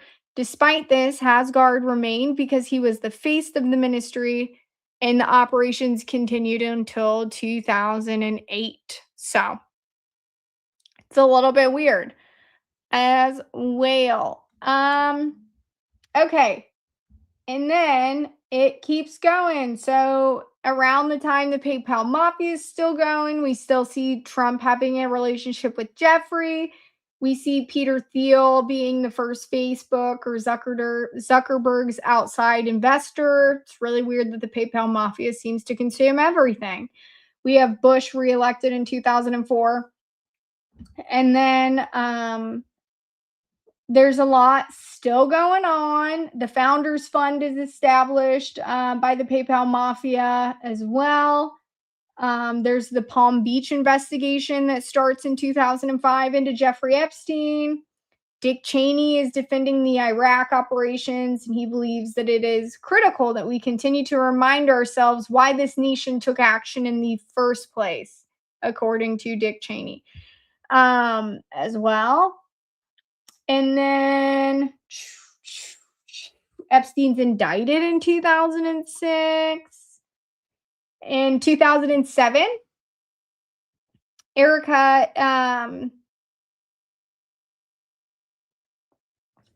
is the number one player, like literally player number one, not the best player on the team, on Regis University website, and she played in 8 games, made 2 goals, 3-point baskets. And then there's a bio showing that she's a 2007 graduate of Notre Dame Prep as well, Miss Teen Arizona, and she's beginning at Regis from 2007 to 2009. That same year, Ken Starr, the Clinton impeachment prosecutor, is joining Jeffrey Epstein's defense team as well. I love how it says Erica graduated 3 times on here. Erica graduated 3 times. In 2007, Everyday Heroes has a focus on Romania. And in 2007, we also see Brigitte and Emmanuel Macron marry as well. Also, Erica is not number 1. She's number 11. I love how it did that to me too. I'm not trusting this thing that it did this with my notes. In 2008, the Romanian operations end with Hasgard being there, apparently, after 10 years. And then we also see Charlie's awakening at that time. Erica is the Miss Colorado runner-up that year as well. She is 3rd and 4th at certain periods. I feel like I need to just go over the pictures because I'm going to be honest with you. I feel like this is so messed up the way that this is. And I'm going to have to do this in chunks because some of these I know that it took my notes and it indexed them wrong. And I'm really annoyed that it did it because the left side's not matching up with the right. So that's so funny. Okay. So I'm going to stop sharing that and I'm going to share. I'm trying to decide how to do this best way. Marsh, I'm going to share my posts that I think are the most important and going over them, and then we can go over the Canva in order real quick. Because it's almost midnight and I'm tired. I feel like I got nothing done today, guys. See, this is what happens. That's why I'm so hard on myself. Okay. So here we have the Miss Erica Kirk Instagram. I'm pointing to the wrong side. It is over here that we have the Miss Erica Kirk Instagram. We should Canva tomorrow. I have plans tomorrow. They are really overthinking this. They really are. So I'm going to point out some things. And then I think what I'll do is I have this in chronological order in Canva. Obviously, my database that I was trying to use and integrate the order of the Canva in with my timeline totally got flopped up. So sorry about that. But I'm going to go through some things that I feel like people are not talking about and discrepancies in the timeline. So we have Erica's Instagram right here. Then what I want to talk about is there are some things that don't make sense. So, in 2012, we have in 2010, Erica's with dating a man named Taylor Wayne Sanford, who is the one that she's in that Emerson's Drive music video. She's My Kind of Crazy. Then in 2012, there's also a tweet later that year at her 24th birthday party, so November, where a third-party Twitter user is tagging Big Jorts, that's Josh Harrelson, the basketball player, the 6'10" NBA player drafted by the New Orleans, traded by the Knicks, and Erica is tagged in there, calling them the cutest freaking couple ever. Neither Erica nor Harrelson has direct social media confirmation. So I do want to know, reported by third parties, not confirmed, but I think it's pretty confirmed. And then in 2014 to 2015, this one's confirmed by Erica herself in the Arizona Foothills magazine. Erica is interviewed, and in her ideal day at 5:30, she's saying, "Happy hour with my favorite human and best friend, JT Massey. Also, conveniently enough, my incredible boyfriend," is who she's saying. JT Massey, Joseph Tyler Massey, is born in 1989 in Chattanooga, Tennessee. I wonder if he knows Theo or Candace, or Baron. But I think Theo always talks about Chattanooga. And then drafted by the Colorado Rockies in the 14th round of the 2008 MLB draft.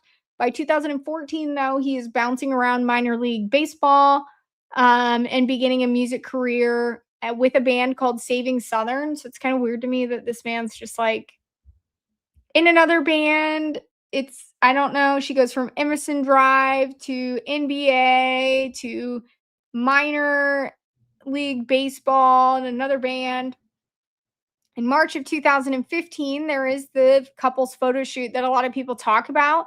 Sometime in 2015, it's reported they become engaged. I'm not convinced, but Erica is filming an audition tape with him that we've all seen quite a few times.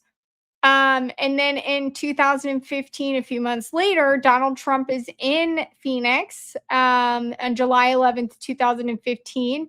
Footage shows Erica Franzbay walking on stage in an orange dress along with her mother and aunt named Kendra. And then we have Tyler Boyer, who speaks on stage at that time and then is backstage with his daughter and wife at that time, who is the Maricopa County Republican Committee member. Boyer will later at Charlie Kirk's State Farm Stadium Memorial in September of 2005 tell 90,000 people that he is the one who introduced Charlie to Erica at the 2015 Trump rally. He repeats it on Fox 10 Phoenix afterwards as well. The problem with that, though, is in 2015, apparently, it is reported that we have someone dating JT Massey at this time. this documented first meeting between Erica and Charlie is weird because it's confirmed by some people or their orbit, but that then it kind of morphs into August 10th, 2018, when we see the headquarters of Turning Point USA open up as well. So I don't know. As a job interview is what's reported that turned into a date at Bill's Burgers in New York City 3 years after this rally. So what's really bizarre to me is that we have Erica Franzwey coming to this rally. I can't seem to see Charlie at this rally because Turning Point headquarters isn't there yet. I'm sure he's there. He's the head of Turning Point USA. I would pray to God that he's there at this event. But the weird thing to me about it is, why do they act like they didn't meet here? And in the timeline, that's something that I've thought about a lot because that seems to be the common denominator is one person in this story throughout with all of the weird web. And I don't know if that means that person is an asset themselves, but I mean, talk about a psyop. But it's really weird. And I'm not talking about someone that lived in Arizona. So, um, neither Boyer is misremembering those 3 years as well. Or I guess they just weren't introduced at that event, but I find that crazy to believe because if she's Miss Arizona at that point and Charlie is the head of Turning Point USA and Tyler Boyer is involved, it just doesn't make sense. And then we have the boyfriends. So we're going to get into this because it's really weird. We have Philip Kavitz, a Liberty University 2015 graduate working for Marco Rubio for president, and the digital director um, for another thing as well. So the Daily Wire reporter, and he wasn't one of the ones that got laid off. He has a huge Liberty connection running deep, tagging Becky Falwell in pictures, Jerry Falwell Jr.'s wife. And we all know about the scandal in the Netflix documentary that came out with that. She's even commenting on his 2014 post I'm going to show you. And then in January of 2017 onward, we have Erica under the handle that is her handle now, Miss Erica Kirk, which she's carried for a while, or she would have carried from the creation of the account, and then it would have changed with her last name. She created 2 Twitter accounts. She did not create a new Instagram. She leaves a trail of public comments on Cabot Phillips' Instagram posts. One of them, "That's my human. Mine. Over here. Yep, mine." On his grandfather's post, "My VA granddaddy." On a TPUSA event photo of him, there he is.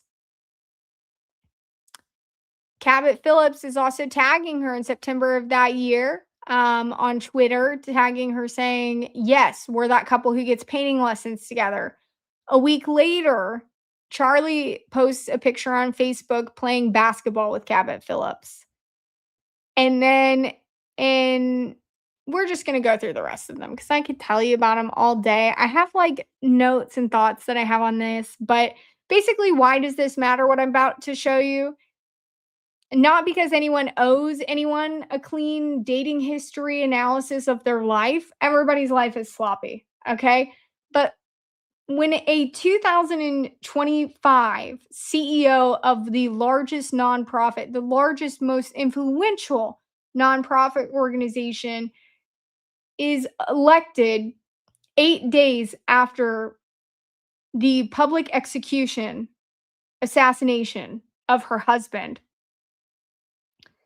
and she starts saying things that are not true, especially regarding her dating history with people that all seem to be planted at the same time as the TPUSA founding,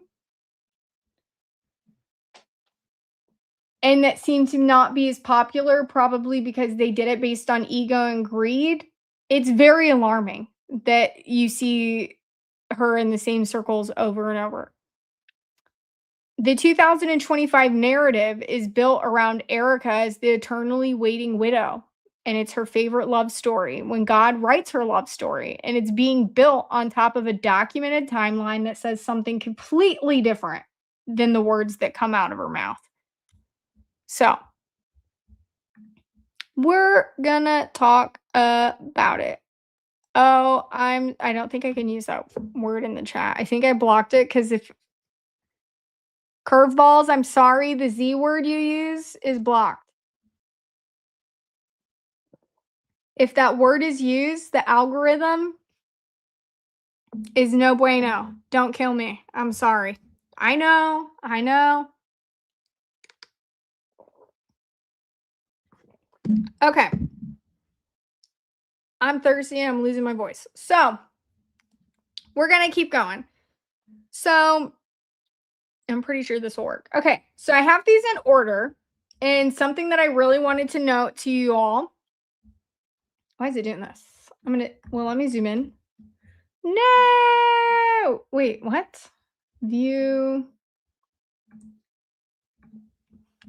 Oh, that's nice. If I go like this, it zooms way in for you guys. There we go. Do it like this. Oh no. Help, I've fallen and I can't get up. Okay. We're going to do it that way. So, no. Okay, I was trying to do this efficiently. All right. So in 2014, we have Erica up in Hollywood with the Wizards of Waverly Place or whatever the frick that is. Everybody needs a life alert button. In 2014, we also have a picture with Major Barrett, Sergeant Major Barrett as well. And that she is so proud to be working with the U.S. Marine Corps for a third year in a row with her Romanian Angels project. So, 3 years in a row going to Romanian Angels over there. It's really weird if you have a focus with your nonprofit and the focus is Romanian Angels and it's founded in 2006 and you're saying 3 years in a row with Romanian Angels. So what were you focusing on before then? We'll get into that in a later episode when we get down to those nitty-gritty details because I'm trying to simplify. I had someone I look up to very much say, you better bring a pencil and paper and keep up because I go real fast. And I put about 5 episodes in an episode. And honestly, I needed to hear that because I think I'm too hard on myself and think things need to be too perfect. And maybe you guys like it being like that. I would assume it's a lot to take in and it's probably a little bit dense, but I also don't want to under deliver. So I'm working on that. And honestly, I think it should be more fun and we should be able to dive more into the details rather than the bigger story. So we'll probably zoom in to some of this later and then zoom back out going over the timeline when I have it numbered correctly because I didn't pay attention in school when I went back to school for fixing things. So I messed that up. Okay. Educating a cornfield. Then in 2014, we have Erica here with the seal of the state of Arizona. But at the end of the day, it's all about making a difference in the crazy world we live in. She's talking about that in 2014. She's also way up in that bracelet game, guys. You see that girl in those bracelets. I wish I could zoom in on this more. It's not even going to let me, is it? I hate it when you... Oop. Why is it... Is it because I need to put it over here? But then you guys are going to, like, see... my face, the side of my face. I was trying to move it so that it wasn't as bad. Okay. All right, moving on. Anyways, that's what's going on there. Okay, these people with the GIFs or whatever you freaking call them, stop putting them on there. I gotta put like a seizure warning in here with these like flipping things. Myra, I am going to do random deep dives on things randomly as well. I've been working on a few things with the Charlie Kirk story, but they're rather big, and I've been trying to dissect them into bite-sized pieces because it's a lot. So, um, it is a lot. It's kind of sad. Critical. I think about that all the time. I think about that all the time. So I don't like the quote on this, or what do you call this? A caption. My age is showing. In May of 2015, we have Erica Kirk, and this is like one of the photos from her dad's thing. Allegedly, I don't know. It looks like a weird military training picture to me. The caption says, "Be a lamp, a lifeboat, a ladder, help someone's soul heal. Walk out of your house like a shepherd." What the frack is that? I don't know. It's like it's really weird. I also think it's weird, Ember, about the Arizona and living there a lot of her life. It doesn't make any sense. It doesn't make any sense. It's so weird. It's so weird. I agree with you. I don't know why it's like this weird back and forth. It's weird. I don't like it. I also want to note here. So 496 weeks ago. So actually, I'm going to put that on here right now. What date was 496? My notes are going to be off. Weeks ago.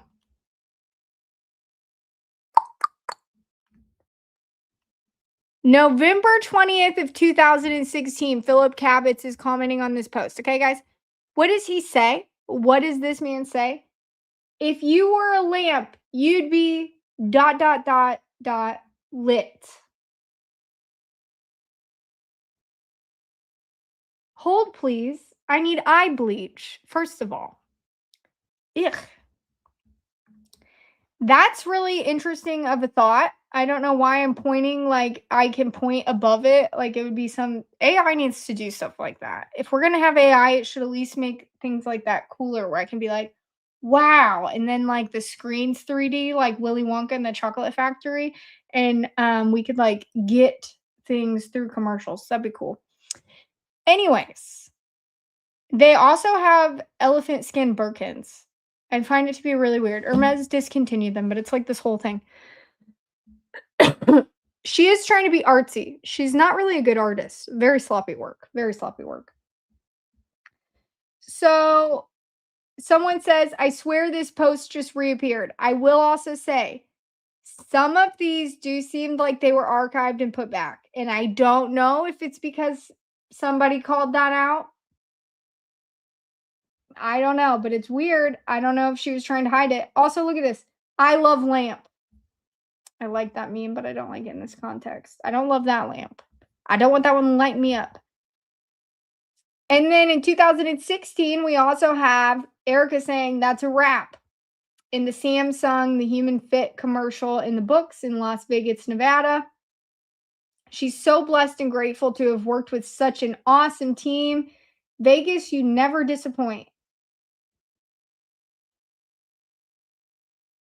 Like what? Who are you and who are you working for, woman? I don't want to know the answer to that. I already know the answer and I don't like it. So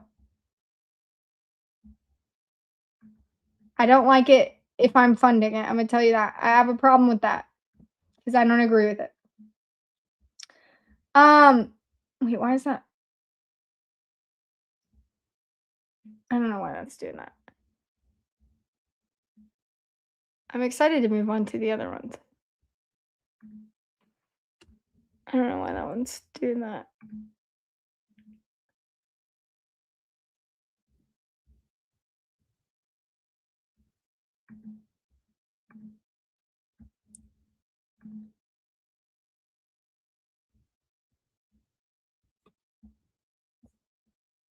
Okay. I'm exiting out of that. I don't know why that's doing. Okay. So I also want to point out here The timeline of Charlie Kirk coming into Erica Kirk's life is when I see the American flag fracking blow up like the Middle East after Dick Cheney gets involved. Kind of like um the original pioneer in the Middle East finding oil from America who was one of the crazy families. I mean, it's just crazy. Also, Southampton's tagged. This is July of 2019. Does that ring a bell? It's just weird. It's like living easy, living free is what she has up on here. I mean, the bracelets are everywhere. There's an American flag, ACDC. Okay, you do you, honey, I guess. I feel like I have that meme. Uh-huh, honey. Whatever that is. Okay. And so,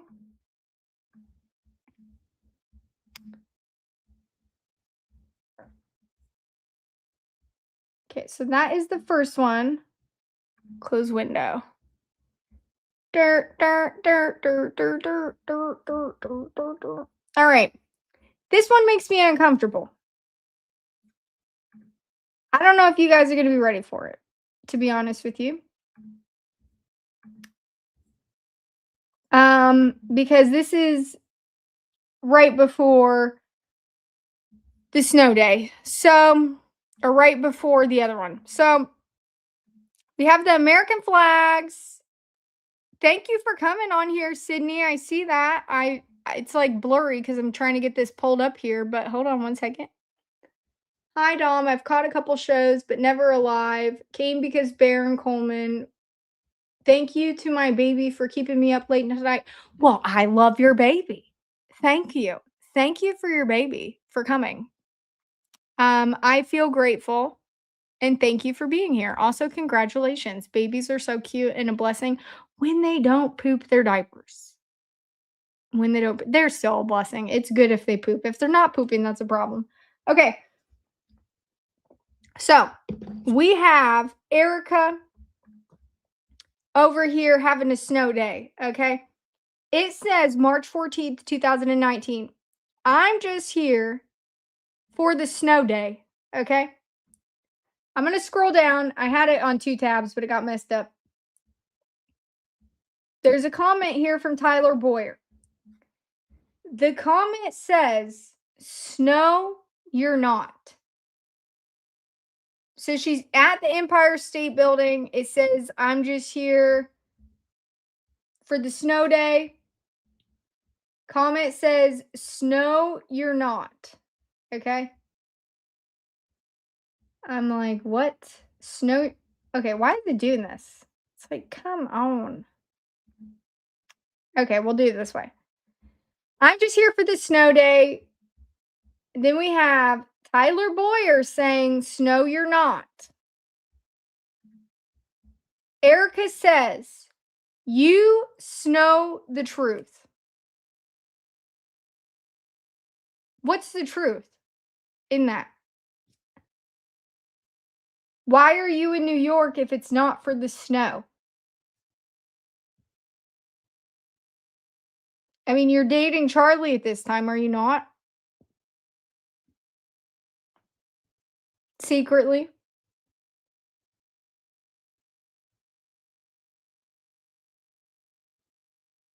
What's the blizzard of the truth? Is it at Dairy Queen? Because you don't even know the ice cream that you can order as a pregnant woman at In-N-Out Burger, because they don't have hot fudge sundaes, which you quickly corrected to a chocolate shake. But I don't think the animal style you have in life is at In-N-Out. I just don't think you're a good fan. I don't even live by one, and I know that. So, I don't know. I don't like it. It grosses me out. I'm sorry. Erica, if you ever see this, I don't know what this means, but you should explain this because it's just freaking weird. Also, Why are you winking at your friends? Okay. Why are you winking at your husband's employee at this time? On a public platform, no less.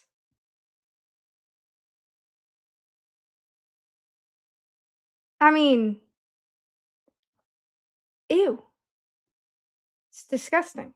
It's disgusting. I mean, somebody needed to slap some sense into you now and then. I mean, I just don't even know. I don't like it. And I don't know. You're liking comments, you're doing things. I'm not a fan. I am not a fan. Not a fan. Oh, she went to a celebration of life.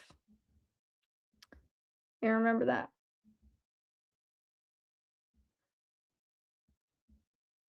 It's weird. I don't like it. It's fake and gay. Fake and gay. The whole thing's fake and gay.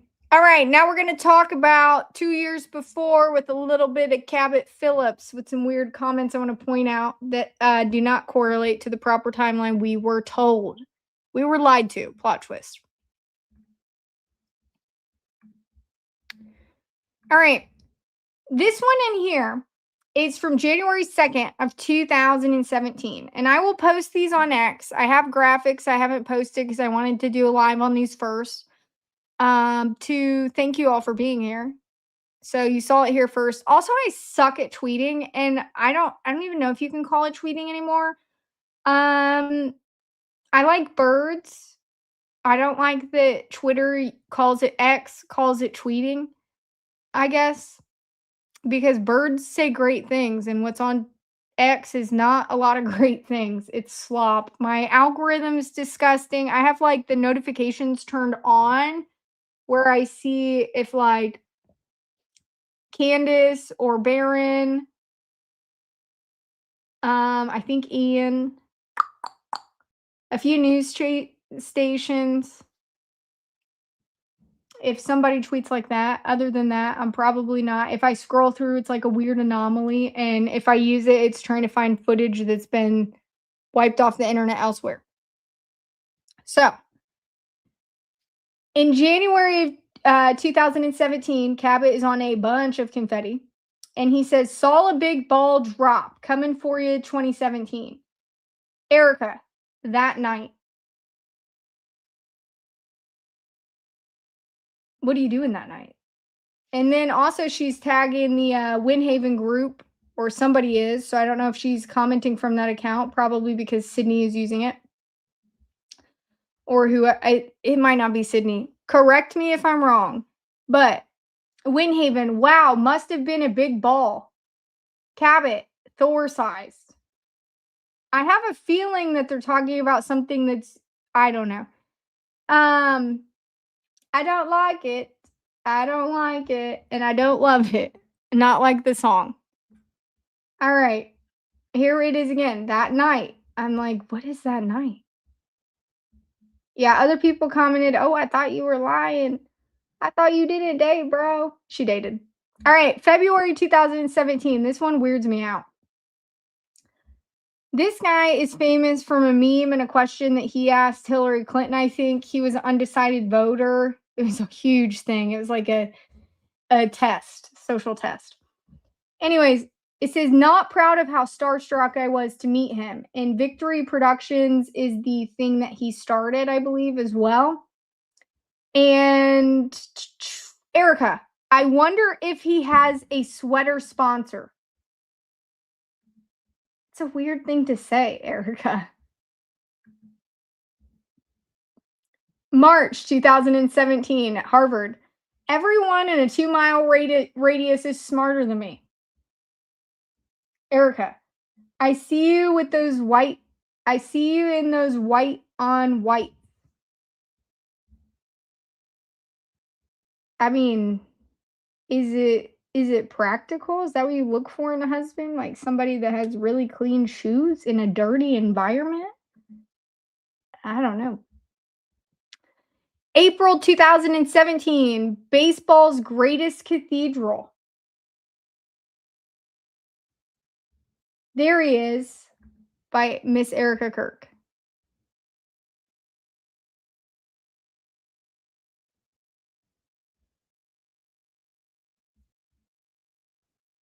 It's weird. April 2017. Early morning interviews are easier than when you've got friends who will get up at 4 a.m. to come to the studio with you. Jack Heapley is on here. He's an interesting fellow. Great to meet you. See you in New York. Miss Erica Kirk. Hi, friend. Tagging him. I mean, who connected who? Was it ELM a thing at this time? Sounds a lot like another person's company. Cabot. Got our heads in the game in April of 2017. Erica, eyeballs. I mean, I don't know if I'd want my boyfriend to be quoting High School Musical. Tiptoeing in my Jordans. Gandhi. In May of 2017. Erica. The sandal stud was actually Gandhi, so I'm guessing Gandhi and his neighbor 3 doors down.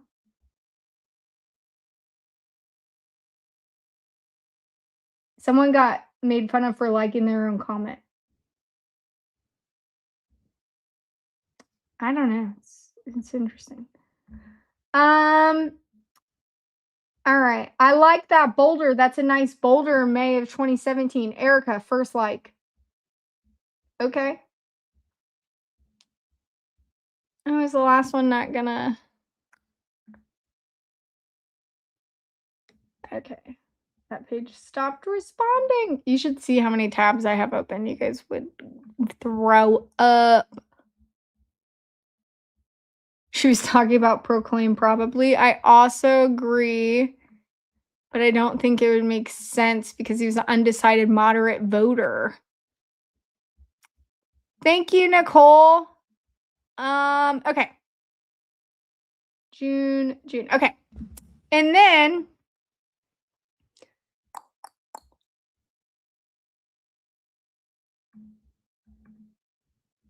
I didn't know that was a thing, Nicole. That's crazy. I'm going to have to look into that. Thank you. There's a lot in this timeline that's weird. It's like a bunch of timelines that converge. Did you guys know Jack Posobiec was a naval intelligence officer and somehow ends up residing in Washington, D.C., working in media, and is a part of the big Macron email hack? He retweets after WikiLeaks posts.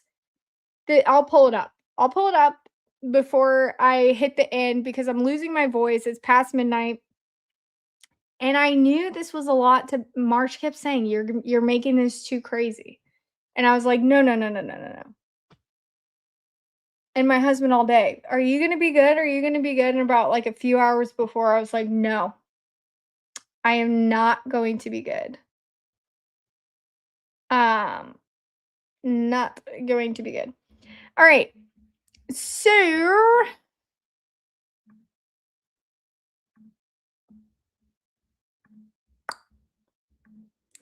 we have a lot of Cabot that starts being in the news. This one says making people mad. Erica's commenting on it. This is June 1st of 2017, and it says Monica. So it's a little bit interesting. And then June 2000. Okay, I'm on the wrong. Oh, wait. That's so awkward. My next one was pulled up, guys, and it was in front of my face, so I thought you guys could see what I was looking at. Here we go. Okay. So, on this one, on July of 2013, Cabot is dunking. Go ahead and cross dunking off the summer bucket list. Erica's going back and commenting and saying, that's my human, mine over here. Yep, mine. So again, I'll Google the date because when I originally took these notes, 454 weeks ago from today.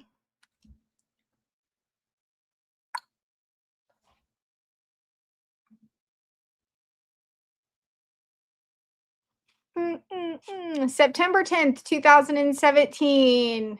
She's commenting this. That's around the same time that they are doing the basketball with Charlie. Sydney, that's just a perch for the monkey's bum. What did I miss? Girl, what is that book behind you? Oh, Sydney. Hold on, let me make it bigger. That is the monkey's toilet paper. It's the best bidet I could give it in this country. So yeah, that's what it is. That's what it is. The book on top of it is Whitney Webb's One Nation Under Blackmail. Put the two titles together.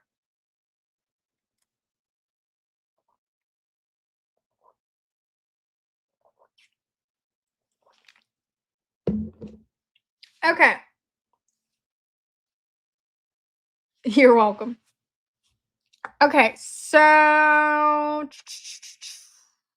crap, what did I do? I got lost. Wait, add to stage.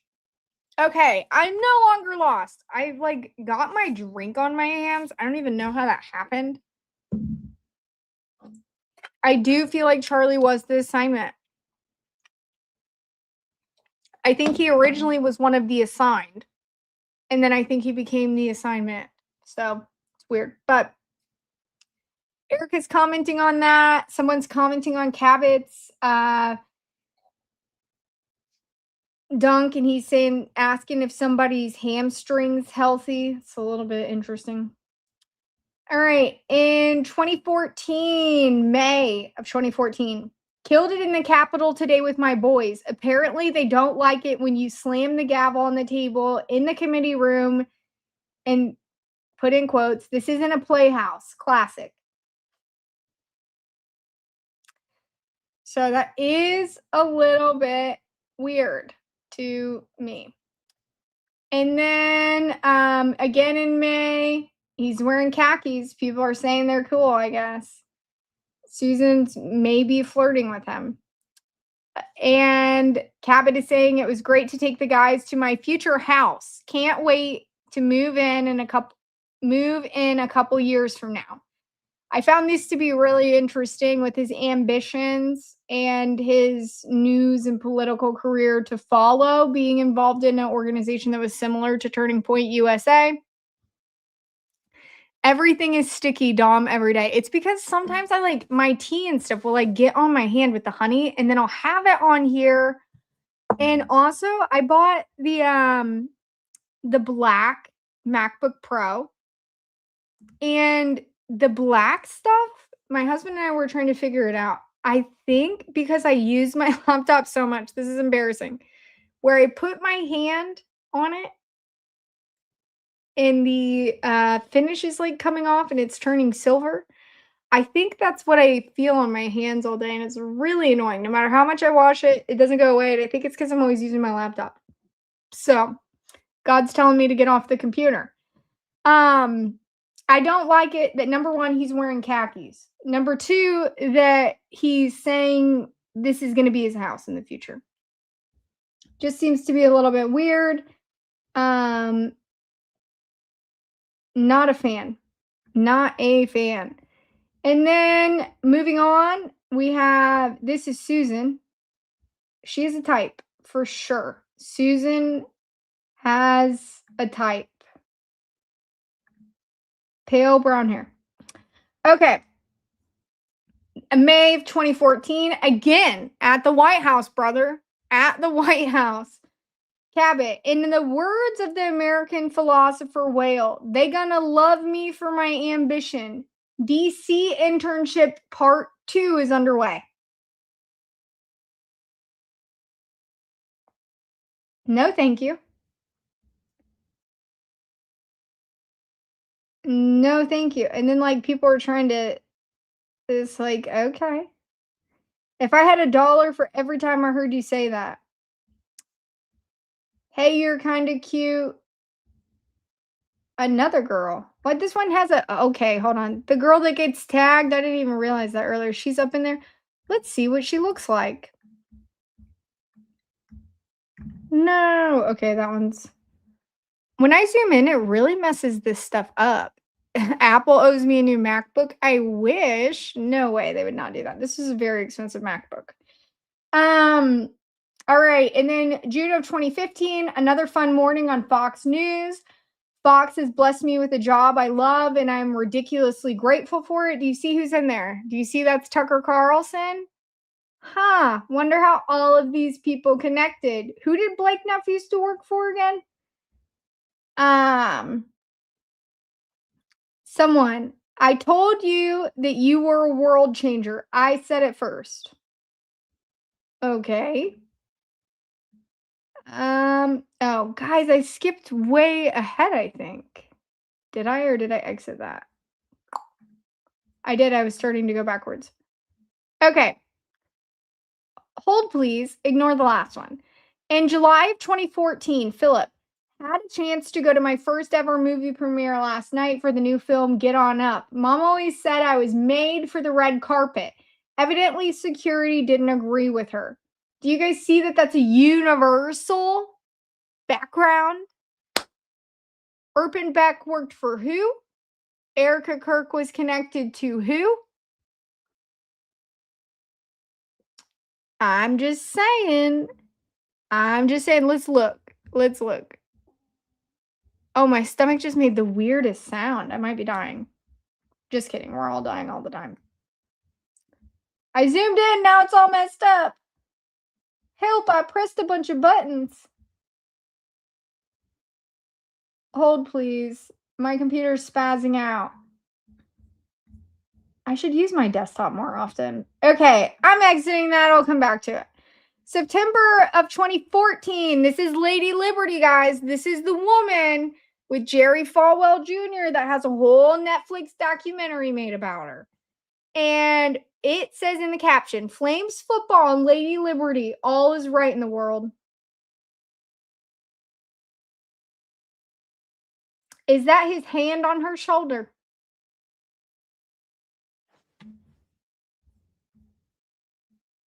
Is that Philip Cabot putting his hand on her shoulder? For why? Even if you know her, why? It's not appropriate in any sense of the world. The age difference, that her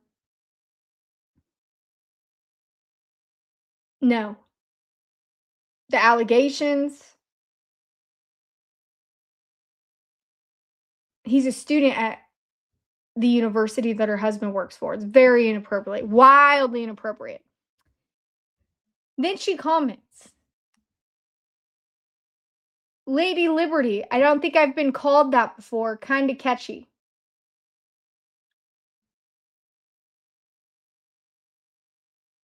I bleach right now. Like, that's all I need. I hate it. It disgusts me. I don't care if someone likes attention or not. I know I do agree, sir. She probably likes it. I I, I don't care if they both like it. It's inappropriate. And the fact that his hand is on her shoulder in this context when everyone else is like, I mean, this guy right here, do you see his hand on her?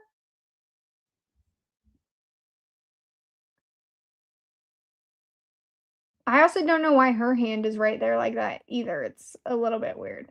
Maybe he's holding her up, being God's advocate. Maybe he's holding her. I don't think he is. Her posture's off. Ugh.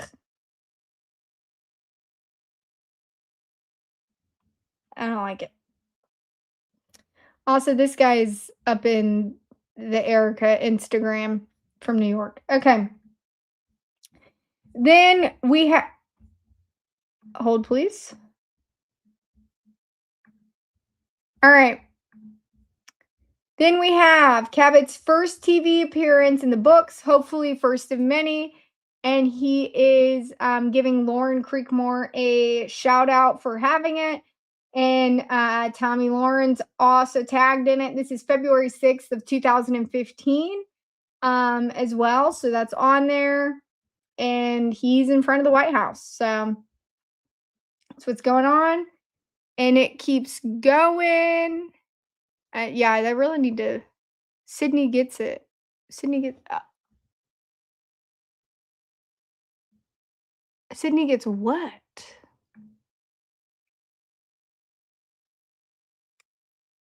Oh. Now, I don't want to make any crazy accusations, but that is a conclusion that I feel like a majority would come to. Yeah. Why is this loading like this? I don't really know what's going on with that. It's a little bit annoying. My computer, like, literally spazzed out. Let me...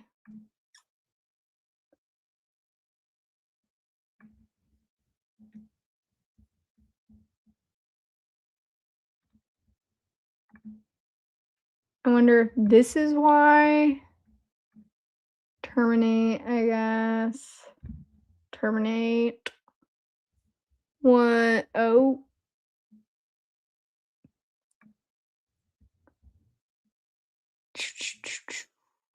I think someone cut the ocean cables. Marsh, was it you? You know how I feel about those ocean cables. I actually... Okay. Okay, we're going to keep going. I don't know why that one's not going.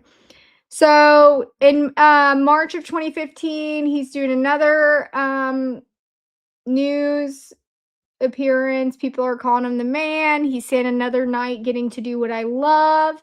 And why is it doing this? All right, some of them aren't loading. In April of 2015, he is proud to defend the film American Sniper tonight. It's always fun being on point with Tommy Lauren. For box office purposes, the release was in December. That's not the point, though. Haha, regardless of when it came out, we shouldn't be banning it on campuses. Tommy Lawrence commenting. It's just weird. It's really weird. April 2015, last radio show today. Gonna miss tearing up the airwaves with Jack Heapley. Okay.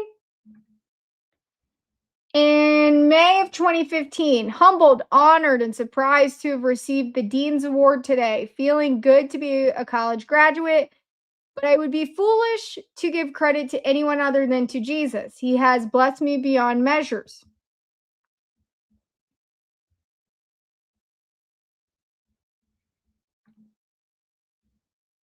June of 2015, best co-workers in the game. So he graduates, he goes to working for Campus Reform with the Leadership Institute. It doesn't sound like another organization we all know very well, does it? Doesn't sound like that at all. June of 2015, the one that I showed earlier, does show him having a job working for Fox News. I don't know why these are not loading. It's kind of annoying. I think it's more news things, so it's not super relevant, but we're about to get... I should have done boyfriend by boyfriend. I think that's what got so crazy. There's too many boyfriends, everyone. There's too many boyfriends. All right. So it continues to get pretty wild, though. Because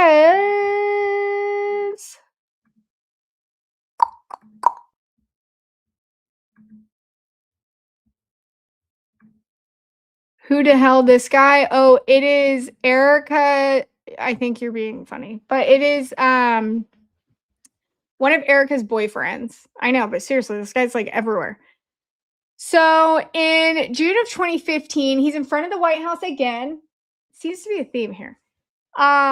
New video coming out this week. Nothing more fun than exposing Hillary Clinton. It's kind of weird when we think about Jack Posobiec, where he gets placed. and the scandals and everything coming out.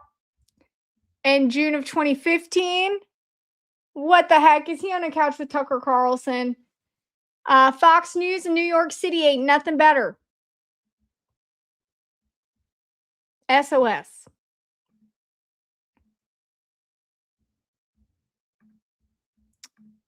Okay. In July of 2015, just because I'm in Turkey doesn't mean I can't celebrate the 4th in the best way possible. Wearing my Obama can't ban these guns tank and confirming American stereotypes.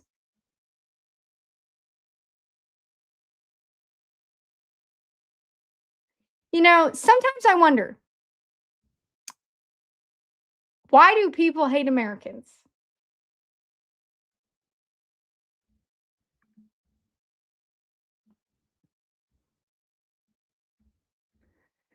Um, Sometimes I wonder that. And then I see this. July 2015. We've really embraced Turkish culture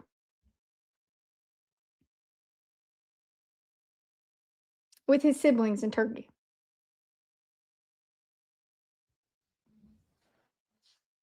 Now, I literally I just don't even understand. Why vacation somewhere where you're going to make fun of the culture in this way? And I get it, but like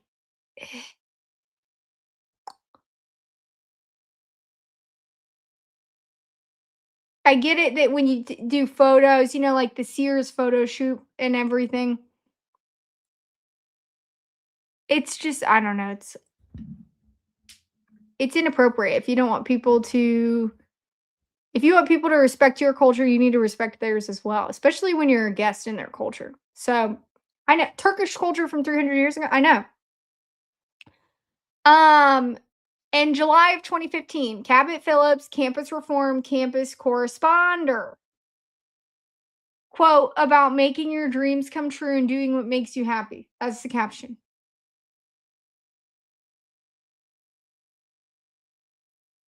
It's not fake and gay at all. Not at all. Okay, this one. August 2015. Yes, my new place has a functioning senior citizen ramp. Come visit DC if you want to turn up. So he moves to Washington, DC in August of 2015. August of 2015. No, don't do this. Okay, I'm going to go back to it. September 11th of 2015. Everyone needs a Jack in their life.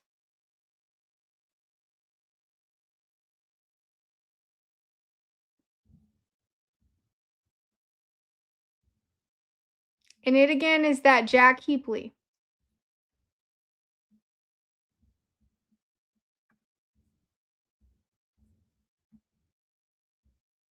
The same one that went to Harvard, who worked for an investment company.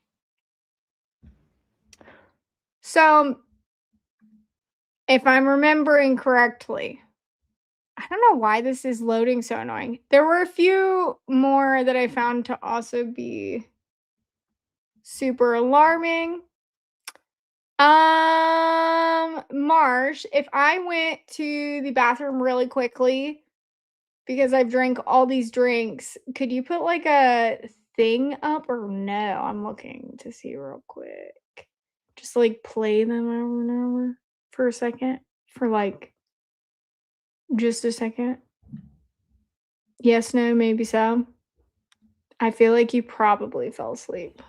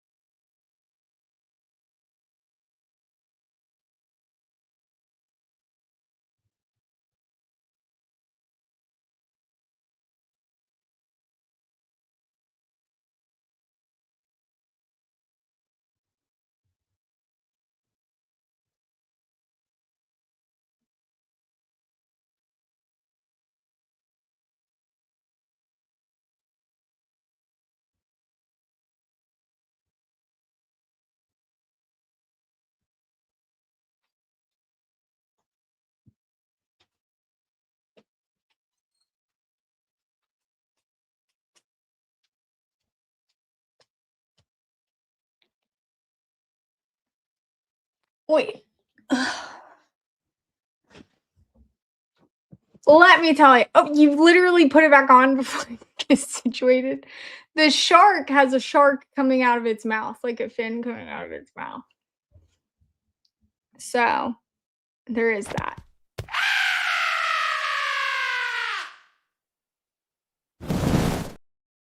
So you decided to play that after I get back, not when I went to pee. I'm dead. Okay.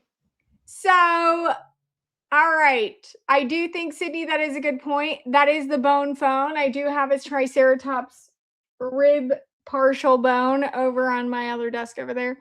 I like fossils, dinosaurs, all the things. I don't know why this is not loading. Let me remove it real quick.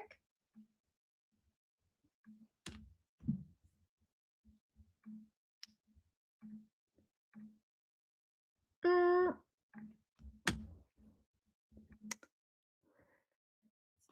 Okay, so I'm gonna have to break this down probably at a different date, but Marsh, we should have community bathroom breaks. When I'm talking about Erica Kirk, the two main points I wanted to bring home today, Marsh, could you go to the New York City date with Charlie and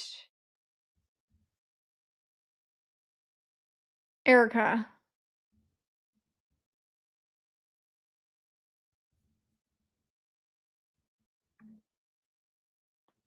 That's so funny. It like really zooms out. I don't know why it does that too. Right here. All right. So in May of 2012. Yeah, that is correct. Thank you, sir. Could you zoom in at the top left? I'm still together with that guy, Chad something. Who's Chad? Chad Chaddington. Huh. I don't know, Chad. I've never known a Chad. Okay. So, I want to point out here the same week that SOS Liberty is doing interviews in New York City, Miss USA is doing their New York City media tour. Erica Fransberg, can you zoom in a little bit more or no? Oh, it's doing the flashing thing. Why is it doing that? Ah, 1 second, Marsh. Let me try it.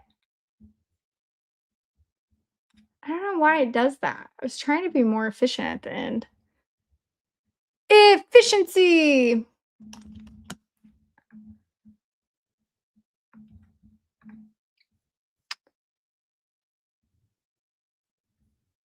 Oh, thank you, Marsh.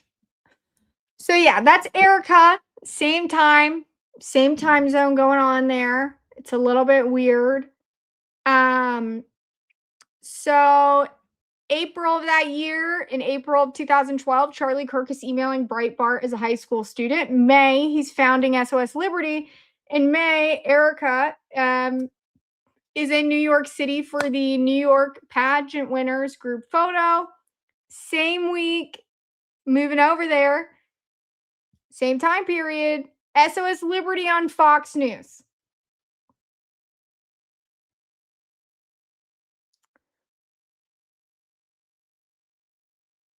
Make that make sense, someone. Who what is the common denominator with both of these things? Who propelled someone to the White House? And who was super involved with these pageants?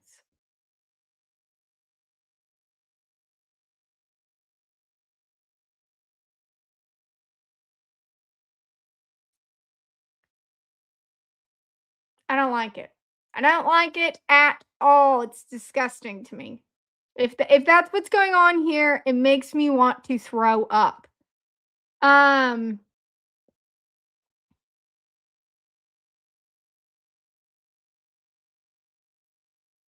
it makes me sick. Because earlier that year as well, so February Okay. In January of 2012, we also have Real Miss Arizona USA coming into a showroom and picking out earrings for her Fox News interview. That's in New York City later that year.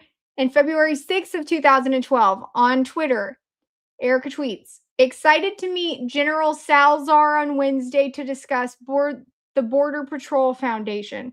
March 6th, 2012, there's a Pentagon visit with Sergeant Major Michael P. Barrett, the 17th Sergeant Major Marine Corps.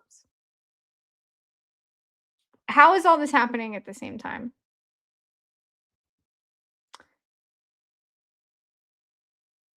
I don't like it. May, they're both in New York City. Fox News is happening. Erica and Charlie are there. And then in June, Turning Point is rebranded from SOS Liberty.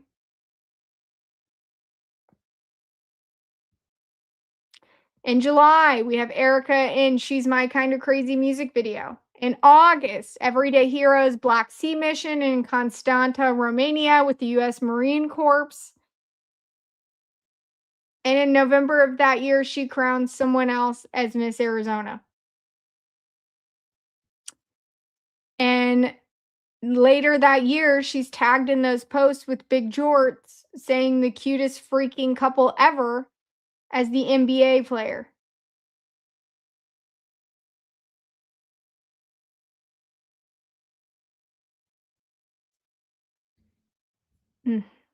Makes me sick. Okay, mm, mm, relevant, not super relevant. Er, er, er. Okay. Okay. The next thing that I think really is weird is July of 2015. We have that Phoenix Trump rally. Erica's on stage. We'll go into this more in depth. Tyler Boyer also becomes on stage and he also speaks at the event. And then that's the year that Boyer becomes the COO of Turning Point USA. The next year, Erica is creating Bible 365, the ministry program. This is also the year in 2016 when Charlie's salary is $27,000. Erica's getting a tattoo with the caption saying, make it permanent. Cabot Phillips is on the Ellen DeGeneres show. Charlie speaks at the RNC in Cleveland. I don't know. I may have been incorrect on the COO. I know he gets involved with Turning Point earlier. I have it on here twice where he's COO. All right. Ooh, I'm yawning. So, Marsh, can you go to the other weird coincidence? The year of the Jerusalem thing. So then the year of 2018 is when we have the Israeli connection, a flag, and Charlie. So in May of 2018, we have Charlie Kirk at the Israel grand opening for the U.S. Embassy in Jerusalem with Candace Owens over here on the right. And we also have Candace's tweet on here. Could you zoom in a little bit more to the tweet? Amazingly, not a single elected Democrat here to celebrate the historic event in Jerusalem, a bona fide single that they do not stand with Israel. The snub will not soon be forgotten, not in America, abroad. U.S. Embassy at Jerusalem, promises made, promises kept. Okay. Do you see the common denominator on the front of that Jerusalem post right there? It's kind of orange, like the dress that was once on stage.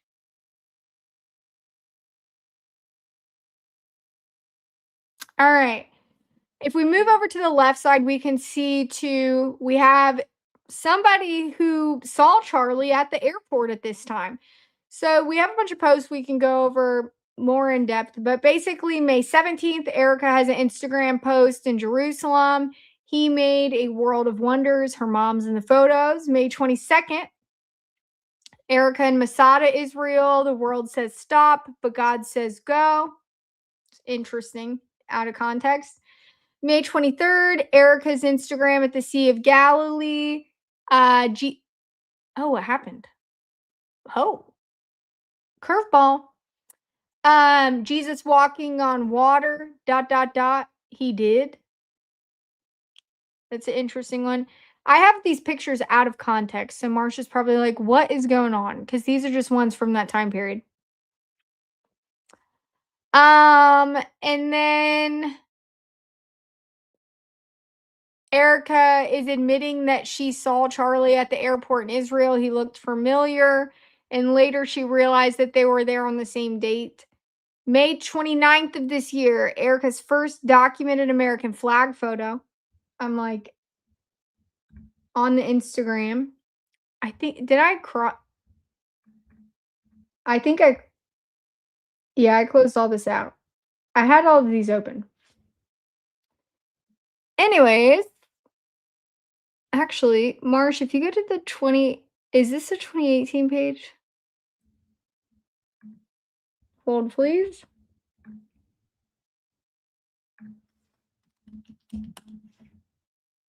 Yeah, hold on.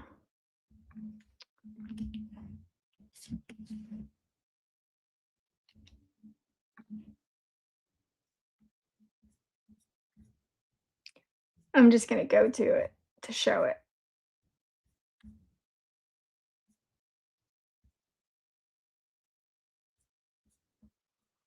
So we have a lot going on here, but after she gets back, May 29th, a picture of the American flag in Scottsdale, Arizona. Be young, be dope, be proud, dot, dot, dot, like an American. This is after she went to Jerusalem to find a husband.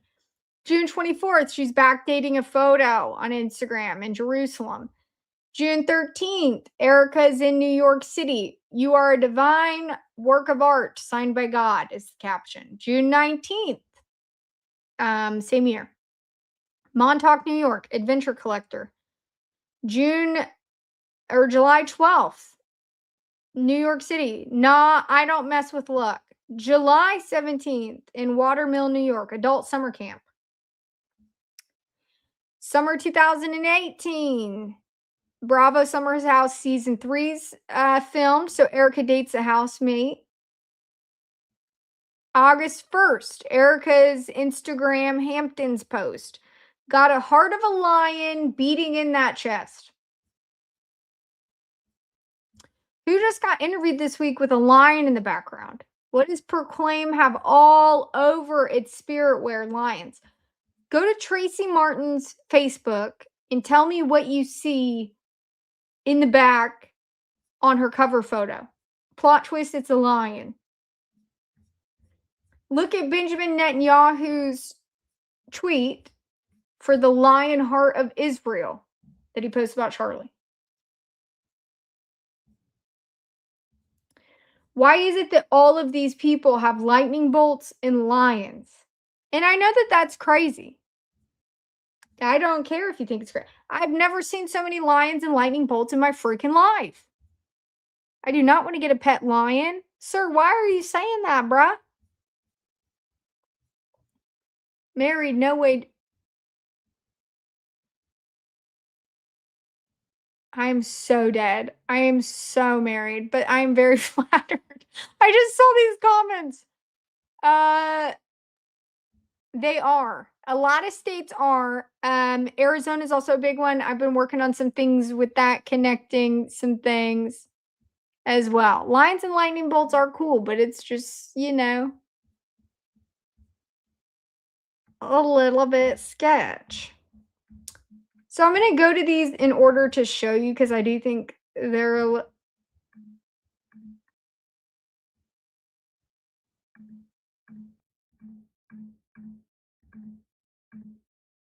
no way she unarchived that. I don't like that she did that either.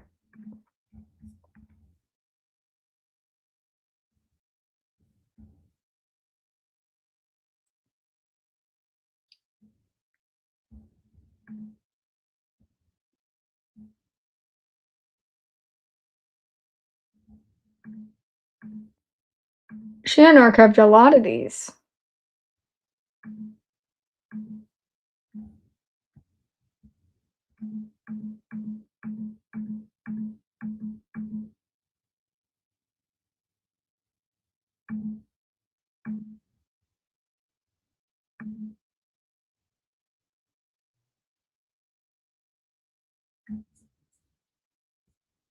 Interesting. You guys are just looking at the side of my head.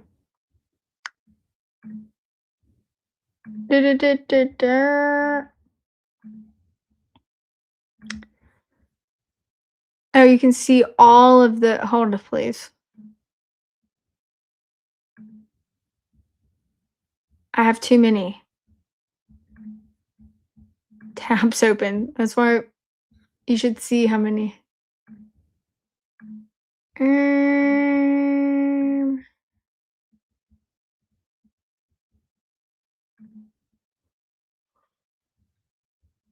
ooh.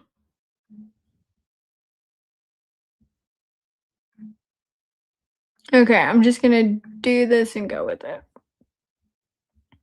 Let me see if I can pull it out. There we go. Nope. Now you guys can see my timeline. I literally copied all of these. Okay. Hold on. 1 second.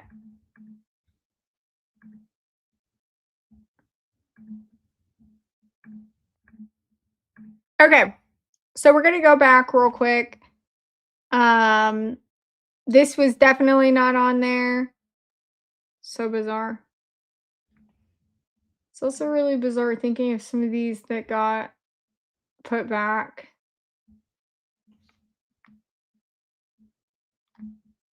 Don't trade God's timing for your deadline. This was not on here.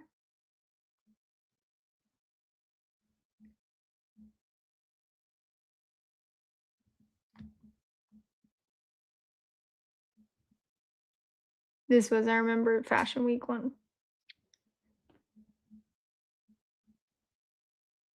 So November of 2017, we have the Romanian Angels stuff. It's talking about gifts are distributed with the United States Marine Corps.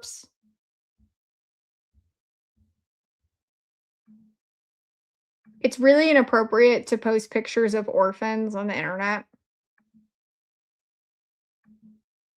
especially where they're located.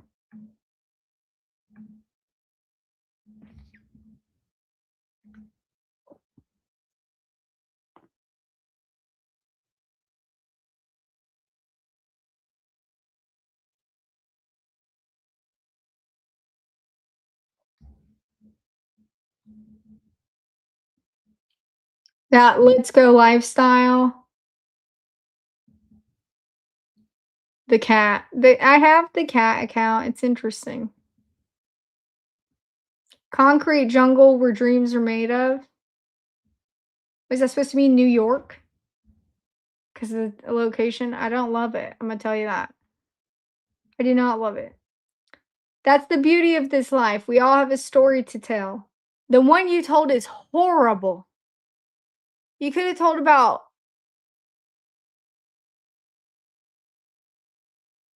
I redacted like 200 orphans and Erica Kirk is over here just releasing them. You are correct, Marsh.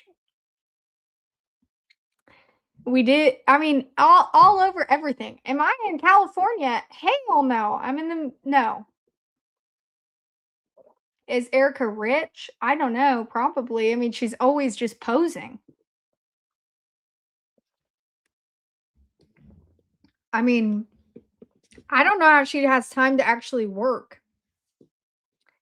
Yeshua's testimony is your story. This person, you seem to adapt to whatever environment you're in. That's either a gift or a skill. Blessings and thanks for the post.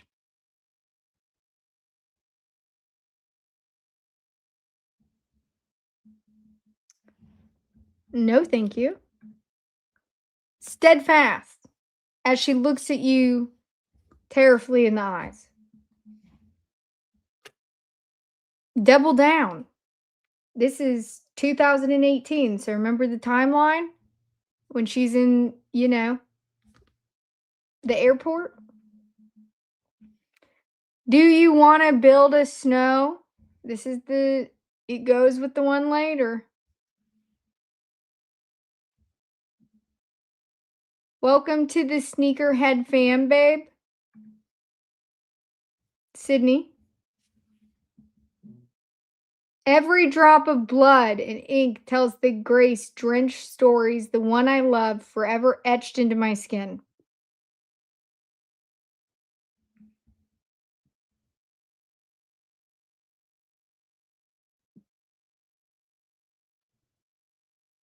Mm.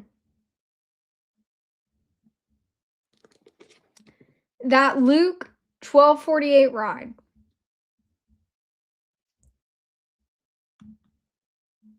We all know this one. There's a difference between seeing people and seeing souls.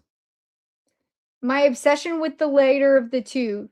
What a blessing it is to hold in the arms the precious little miracle of my childhood friends. I pray that you never forget how loved you are, Maverick. Be bold and expand God's kingdom. I see you, little man. I see you.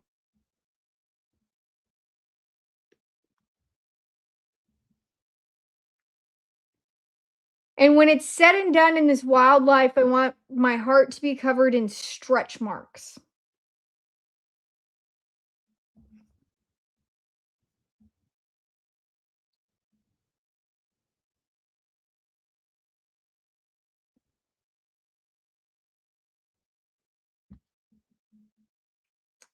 We're in Jerusalem. So he's made a world of wonders. This is her and her mom. Same time as the Jerusalem embassy opening. A part of me wonders, did they not think Candace would be there?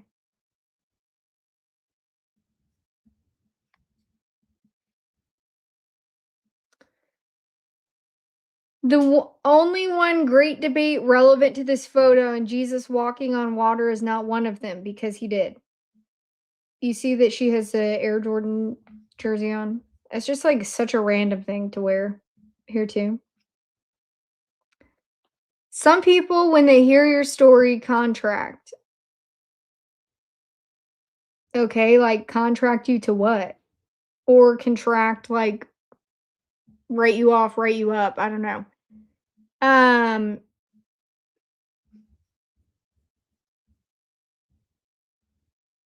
it does look like a different girl.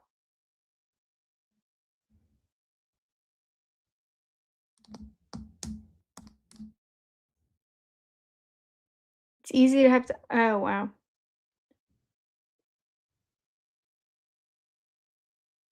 It's really weird when I'm about to show you what comes next. Sorry, I'm not keeping up with these timelines.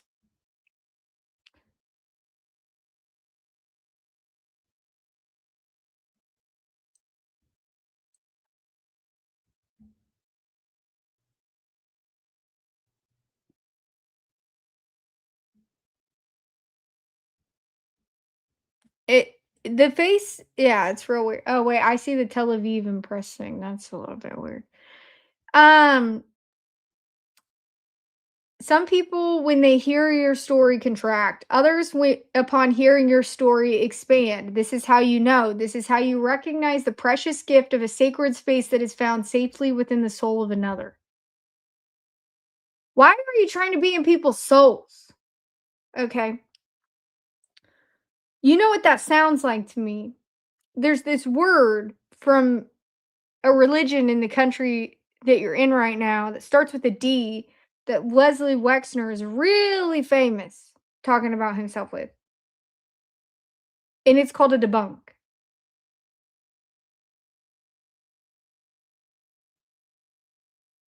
And it's a demon. And that's what it does. Um, other than that, you, ugh. Moving on. May of 2018. Be young, be dope, Be proud like an American. Gets back from Israel to find a husband. Scottsdale, Arizona. The place where Turning Point's about to open a headquarters. American flag in the desert. What in the hell just happened? It's like we're switching countries. June 2018, we're back in Israel. May, June. Okay. June 2018, New York. So choose joy and promise you'll never forget that you aren't an accident or incident. You are a divine work of art signed by God. You were deliberately planned, specifically gifted and lovingly positioned on this earth. You were knit together by the master craftsman. Live a life that reflects that. Okay. I mean, does anyone just like, when you are with your friends, does anyone just like put your hair up like this and just laugh sideways and like somehow get this photo? Does anyone else have a photo similar to this? It's like I can't even like do that with you guys. Like it doesn't work. It doesn't work. This does not work, bro. This is 100% staged. Sir, have you been drinking tonight, sir? That's what I'm like. Sir, you have had to be drinking tonight. Chew Blue Goo, this is how you laugh all the time. I can't hang out with you ever then because I would be embarrassed that I don't look like this around you, bro. I don't understand. It is a phony smile. It is. It's really weird. In Montauk, Kentucky, or Montauk, New York, not Kentucky, sorry. In 2018, and then New York, nah, I don't mess with luck. This was the one I quoted about earlier. Here's July of 2018. Sydney and I are now accepting adult summer camp applications. Well, I'm glad that it's not children summer camp applications. That would be weird as an adult for you guys to be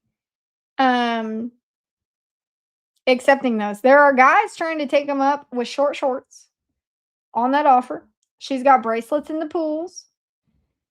Southampton, New York. Got the heart of a lion beating in that chest. August 1st, 2018.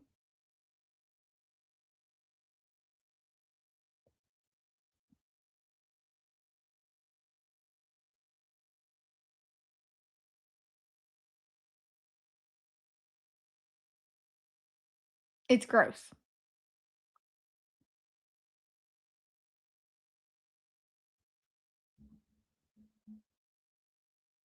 August 9th, 2018. Another picture out at the desert in Arizona. Put your soul into everything, never back down. That's how you leave a legacy behind. That's kind of weird. August 17th, 2018. You should see me in a crown with Sydney. Okay. New York. Circle got smaller, vision got larger. I don't know. Her circle seems pretty big. Looking at these comments, everybody. This is in September of 2018. She's with the famous dentist. That's a Gucci backpack. And she seems to like the designers. I mean, even in the early 2000s Trump rally in Phoenix, she's holding a Louis Vuitton Speedy that she's also using with jorts later. I would think jorts would get you something different. You're still carrying around the same Speedy, but okay. Sir, you 100% have been drinking. What is the comment? Oh, I get what you're saying. But I'm sad if you're using the hard drugs. Oh my gosh. I mean, do you mean like prescriptions? I feel like I need to make sure you're okay. Okay, anyways, the timeline of this is really weird. She's going back to New York. Interesting pose. I like depth. I like when I can look at something and feel it in my heart. I like when I can read a sentence with a few words and I feel like I'm drowning. I'm not a pessimistic person. In fact, I'm the exact opposite. I enjoy the quiet reminders that my heart does more than just pump blood. Burn, baby, burn.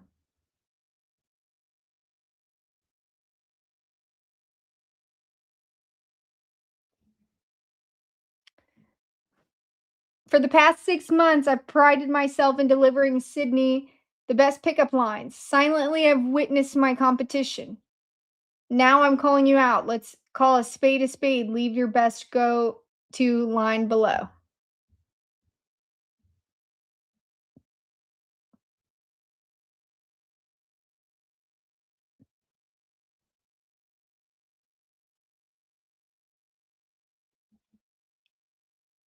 This guy, why don't you drop out of that green dress and show me that fat booty?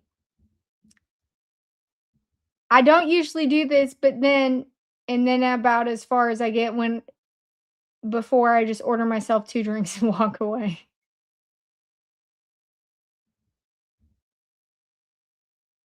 So interesting. There's only one thing I want to change about you, and that's your last name. Okay, now this is precious. Are you from Australia? Because meet all of my qualifications. I like that one.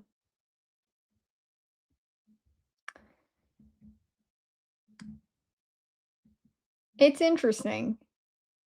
It is interesting. Here's the snow day. I'm just here for the snow day. Tyler Boyer, snow you're not. Erica, you know the truth. What the hell does that mean? Touching the wall. March. March 4th, only here for the snow day. Snow you're not. I mean, you can't make this up. Snow you're not. You know the truth. Touching the wall on March 2016. You were made to fit in. You're created to stand out, not to draw attention to yourself, but to live the kind of life that leads others to Him. So I pray that you boldly continue to love people so recklessly in a way that makes them feel less broken, just like Christ did, even if that means being constantly misunderstood.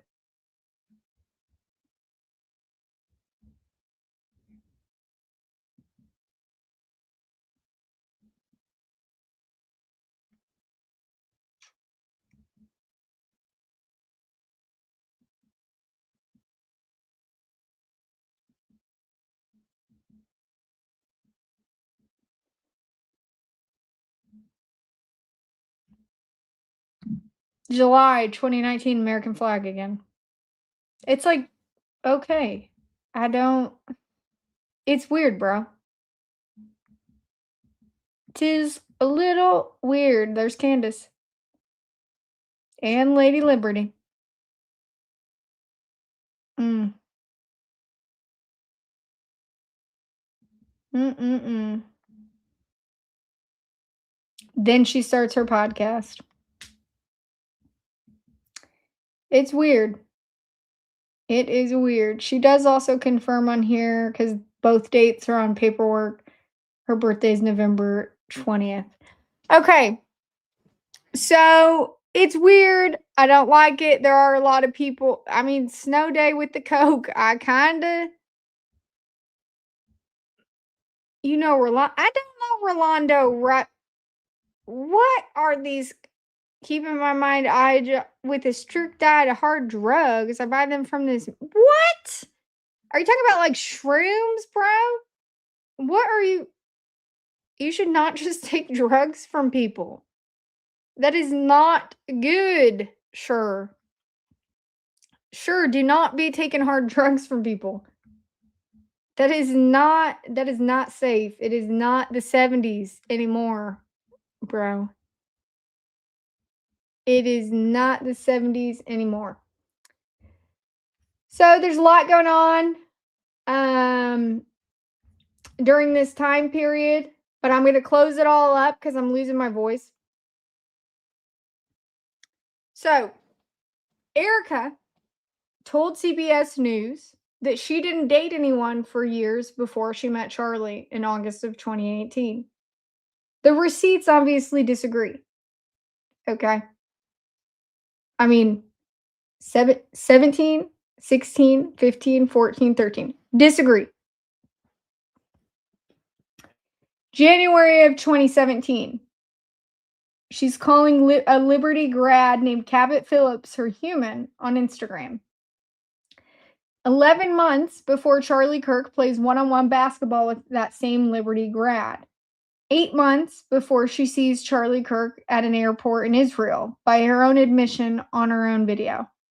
May of 2018, she's in Israel with her mother on the same dates as Charlie Kirk. 3 months before they meet at an Arizona job interview at the grand opening. 12 days after Israel, for the first time, in my opinion, on her Instagram, she posts a photo of herself with an American flag. 60 days after the first meeting, she's a New York real estate agent. 4 months after, she's the owner of an American-made patriotic streetwear brand, or patriotic and religious streetwear brand. Patriotic in the sense that it's all made in America, but it's also biblical because she's proclaiming whatever she's proclaiming. January of 2019, she's engaged to Charlie. And it's a little bit interesting. March of 2019, we see the "Snow you're not." Her reply, "You know the truth." It's weird because in June of 2019, Tyler Boyer is also posting the Facebook with Yair Netanyahu, Benjamin Netanyahu's son, and it's calling themselves the Arizonan Israel Public Affairs Committee. January of 2025, January 19th of 2025, we have the TPUSA inaugural Eve Ball in Washington, D.C. Charlie Kirk introduces J.D. Vance on the stage, and Vance thanks Kirk publicly for helping Trump win. So it's actually the USA inaugural ball. I said Turning Point USA, sorry. February to September of 2025, there's a bunch of ongoing chats and private check-ins with J.D. Vance and Charlie Kirk, and multiple high-level chats, politics, family, and sports. Dude things, right? Kirk is checking on Vance's kids during the Secret Service transition, and they're just talking like friends do. In March of 2025, Salem Media announces Charlie Kirk is moving into the Dennis Prager slot. In January of 2025, the New York magazines gave credit to Charlie for helping Trump win the presidency, referring to him as the youth whisperer of the American right. Salem will continue to syndicate Charlie's radio show as well as Charlie's podcast on the Salem Podcast Network. His show will continue to be seen on Salem News Channel 1 p.m. to 3 p.m. Eastern Time weekdays, as well as 8 p.m. Eastern Time and prime time. Eastern Time, aka God's time. If you are in Central Time, it is the wrong time for you. Just so you know. It's the wrong time, bruh.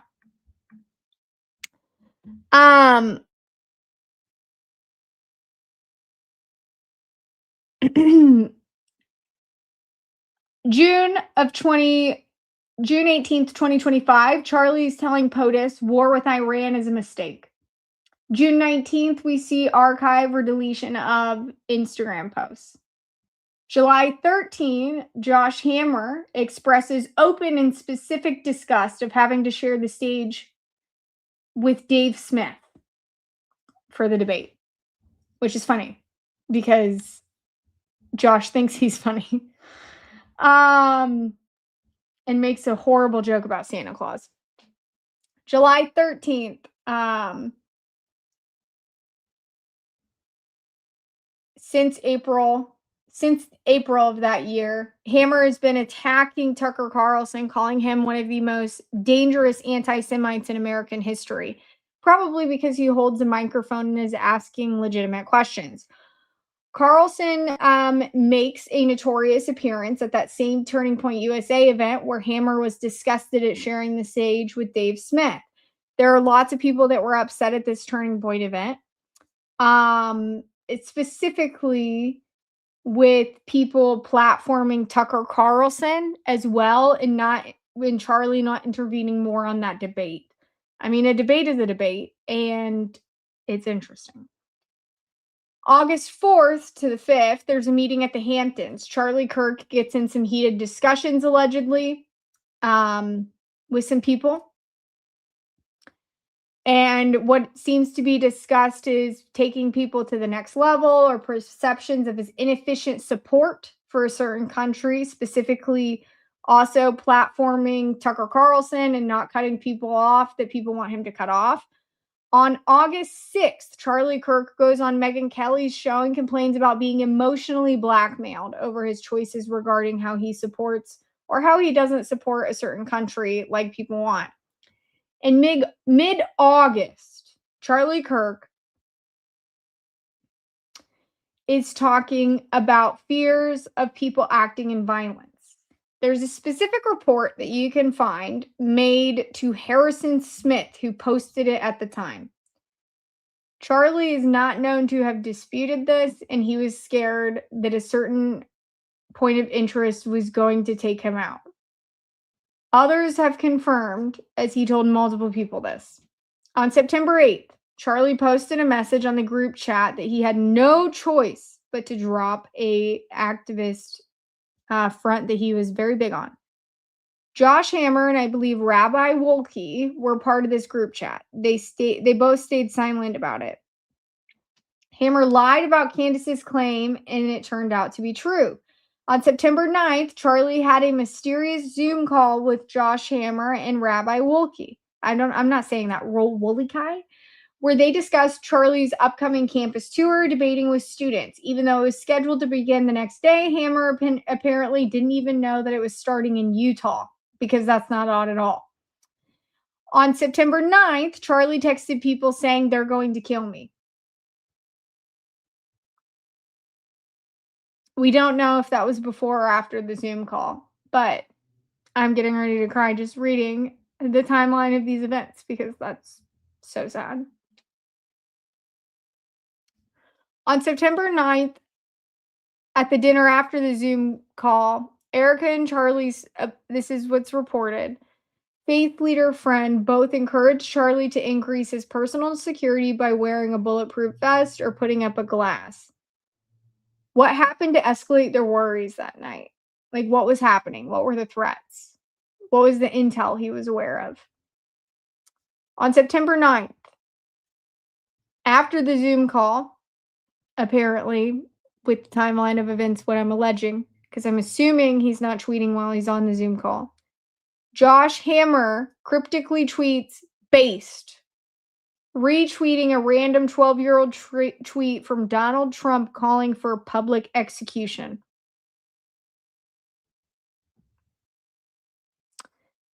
September 10th, Charlie Kirk's assassinated at Utah Valley University. On September 10th, as JD Vance learns this via group chat, he canceled his next day events on September 11th. As the Vice President of the United States of America, he cancels his September 11th appearances and flies to Utah. On September 11th, JD Vance escorts Charlie Kirk's casket and family on Air Force Two to Arizona with Usha Vance and Erica Kirk. I would not want the vice president with me if I just lost my husband that way. Even though I would be grateful for the transport if I had my own private jet that I was already using or renting. It wouldn't be about politics. So, especially not a picture of someone carrying a casket on the runway, just for the photo portion, where he's not even doing it respectfully. He should probably go to the gym more. September 15th, Vice President JD Vance hosts an episode of The Charlie Kirk Show following the assassination.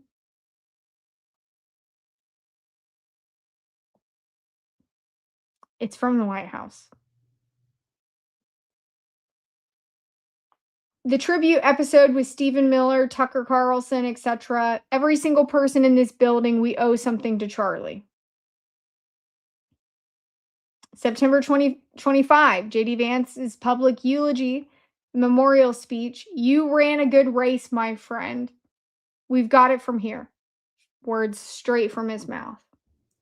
October 29th, 2025, the Turning Point event, the University of Mississippi, Ole Miss, JD Vance and Erica Kirk. It's her first major post-widowed appearance. And she does it on stage with the vice president of this country. Vance does the question and answer ceremony in Kirk's style. December 21st, 2025, Turning Point USA America Fest in Phoenix. Vance closes the conference as an emotional tribute to Kirk. Erica Kirk endorses Vance for the future. Vance, the best way to honor Charlie is that none of us here should be doing something after Charlie's death that he himself refused to do in life.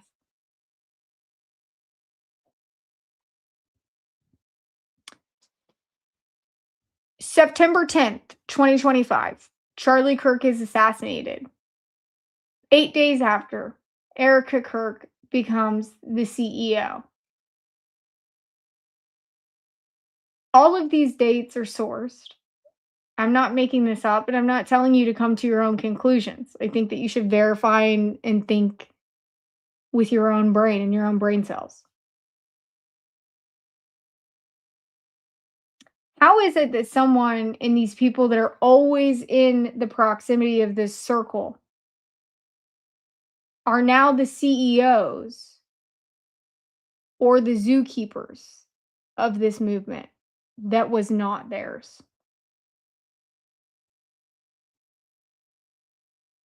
The best way that we should honor Charlie is we should all be doing something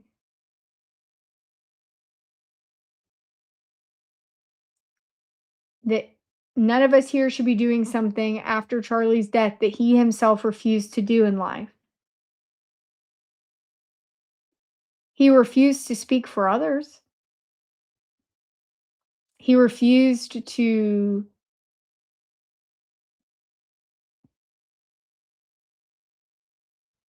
sell out his country.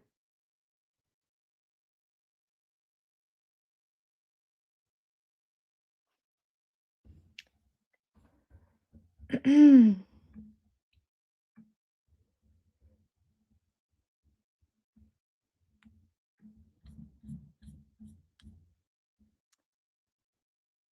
going to leave you with a quote tonight. It's one from Erica herself. On August 9th, 2018, the day before she allegedly meets Charlie Kirk for the first time at the Arizona headquarters grand opening. She posts to Instagram from Scottsdale, Arizona, and the caption reads, "Put your soul into everything. Never back down. That's how you leave a legacy behind." The day before she meets him. 24 hours before the introduction, that official record calls a chance encounter for a job interview.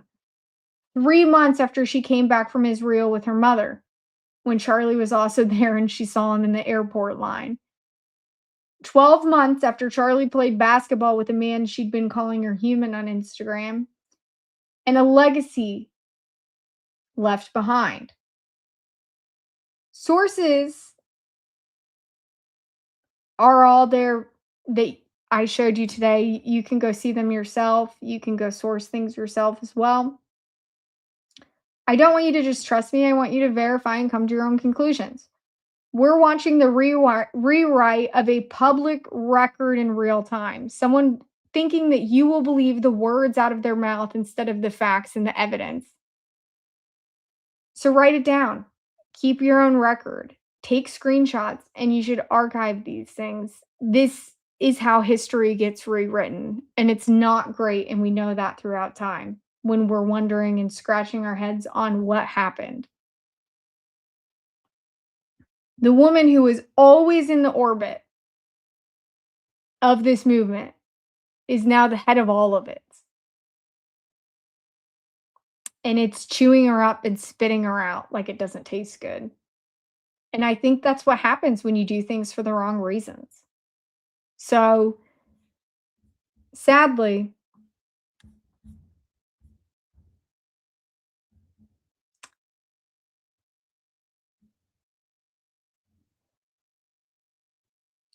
I don't know, you don't know, maybe she doesn't even know.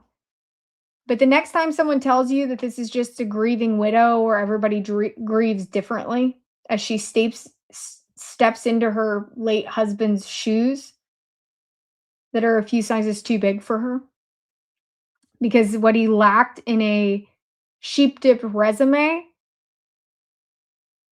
was somebody who had grit, perseverance, and hard work and could be taught. I think that there are people that can be taught and there are people that can't. And it boils down to who wants it. And it boils down to who's going to do the work rather than look like they're doing the work. And there's a big difference. Just look at the timeline, look at the receipts, look at the Cabot Phillip comments, look at the coincidence of the country, look at the Zion Gate dedication, look at the business filings, and look at the flag photos that pop up like red flags but are red, white, and blue.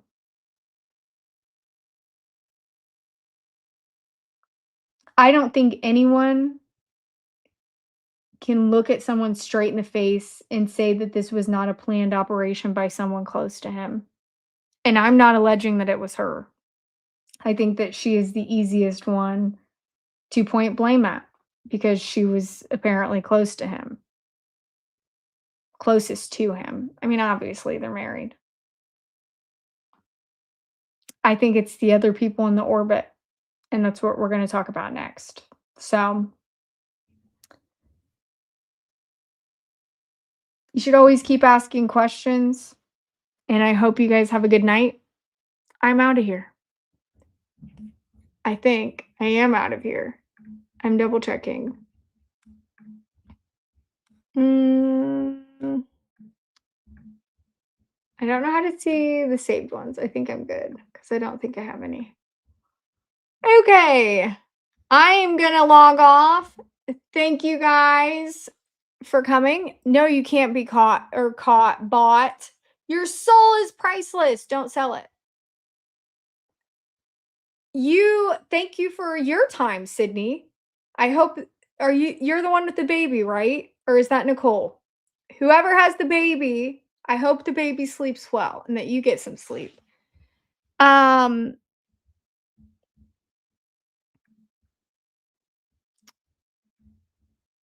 you. If you're on your phone, I'm always misspelling things on my phone. It's really bad. Super late replay crew while you're replaying. Okay, yeah, no, okay. That's okay with me. Thanks for showing up, Newsflash. What island is that?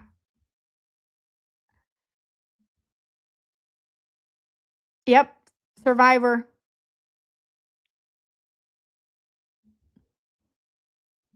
Yep, she's also in his wedding.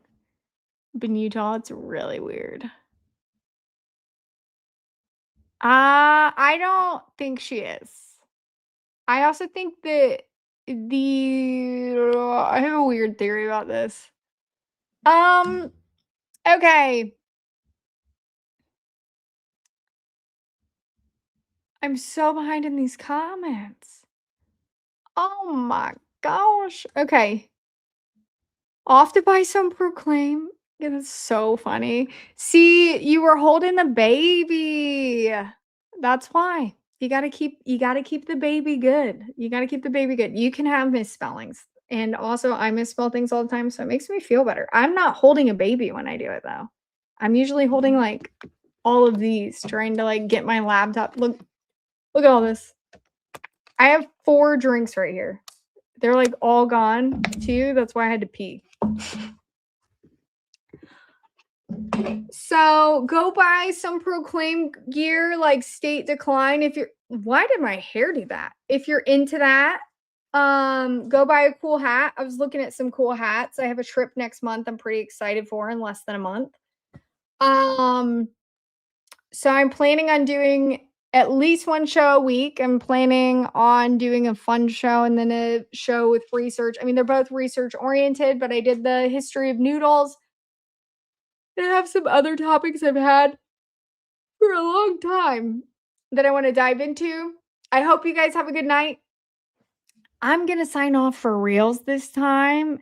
And all those drinks serve a purpose. They do. I'm hydrating so I don't dehydrate, Sydney. Yes, they do. Well, you gotta have the tea, you gotta have the regular water, you gotta have the bubbly water, you gotta have the flavored. It's a mess. It's a mess. All right. Good night. Sayonara. Have a good night. I think I didn't miss any comments. I don't know how to see that, and I think Marsh may have fell asleep. So that's funny. Have a good night.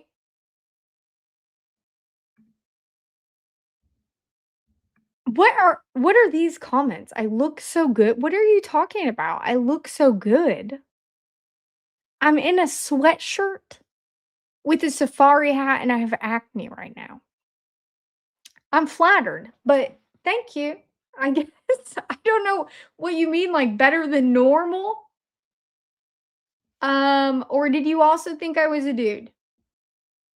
It's kind of a problem. Oh, these comments are getting scarier. Oh, well, thank you that I look good. Good night. Marsh is making me look at a different one. Um, Good night, Dom and Jack. Good night. Good night. I'll talk to you all later. Bye.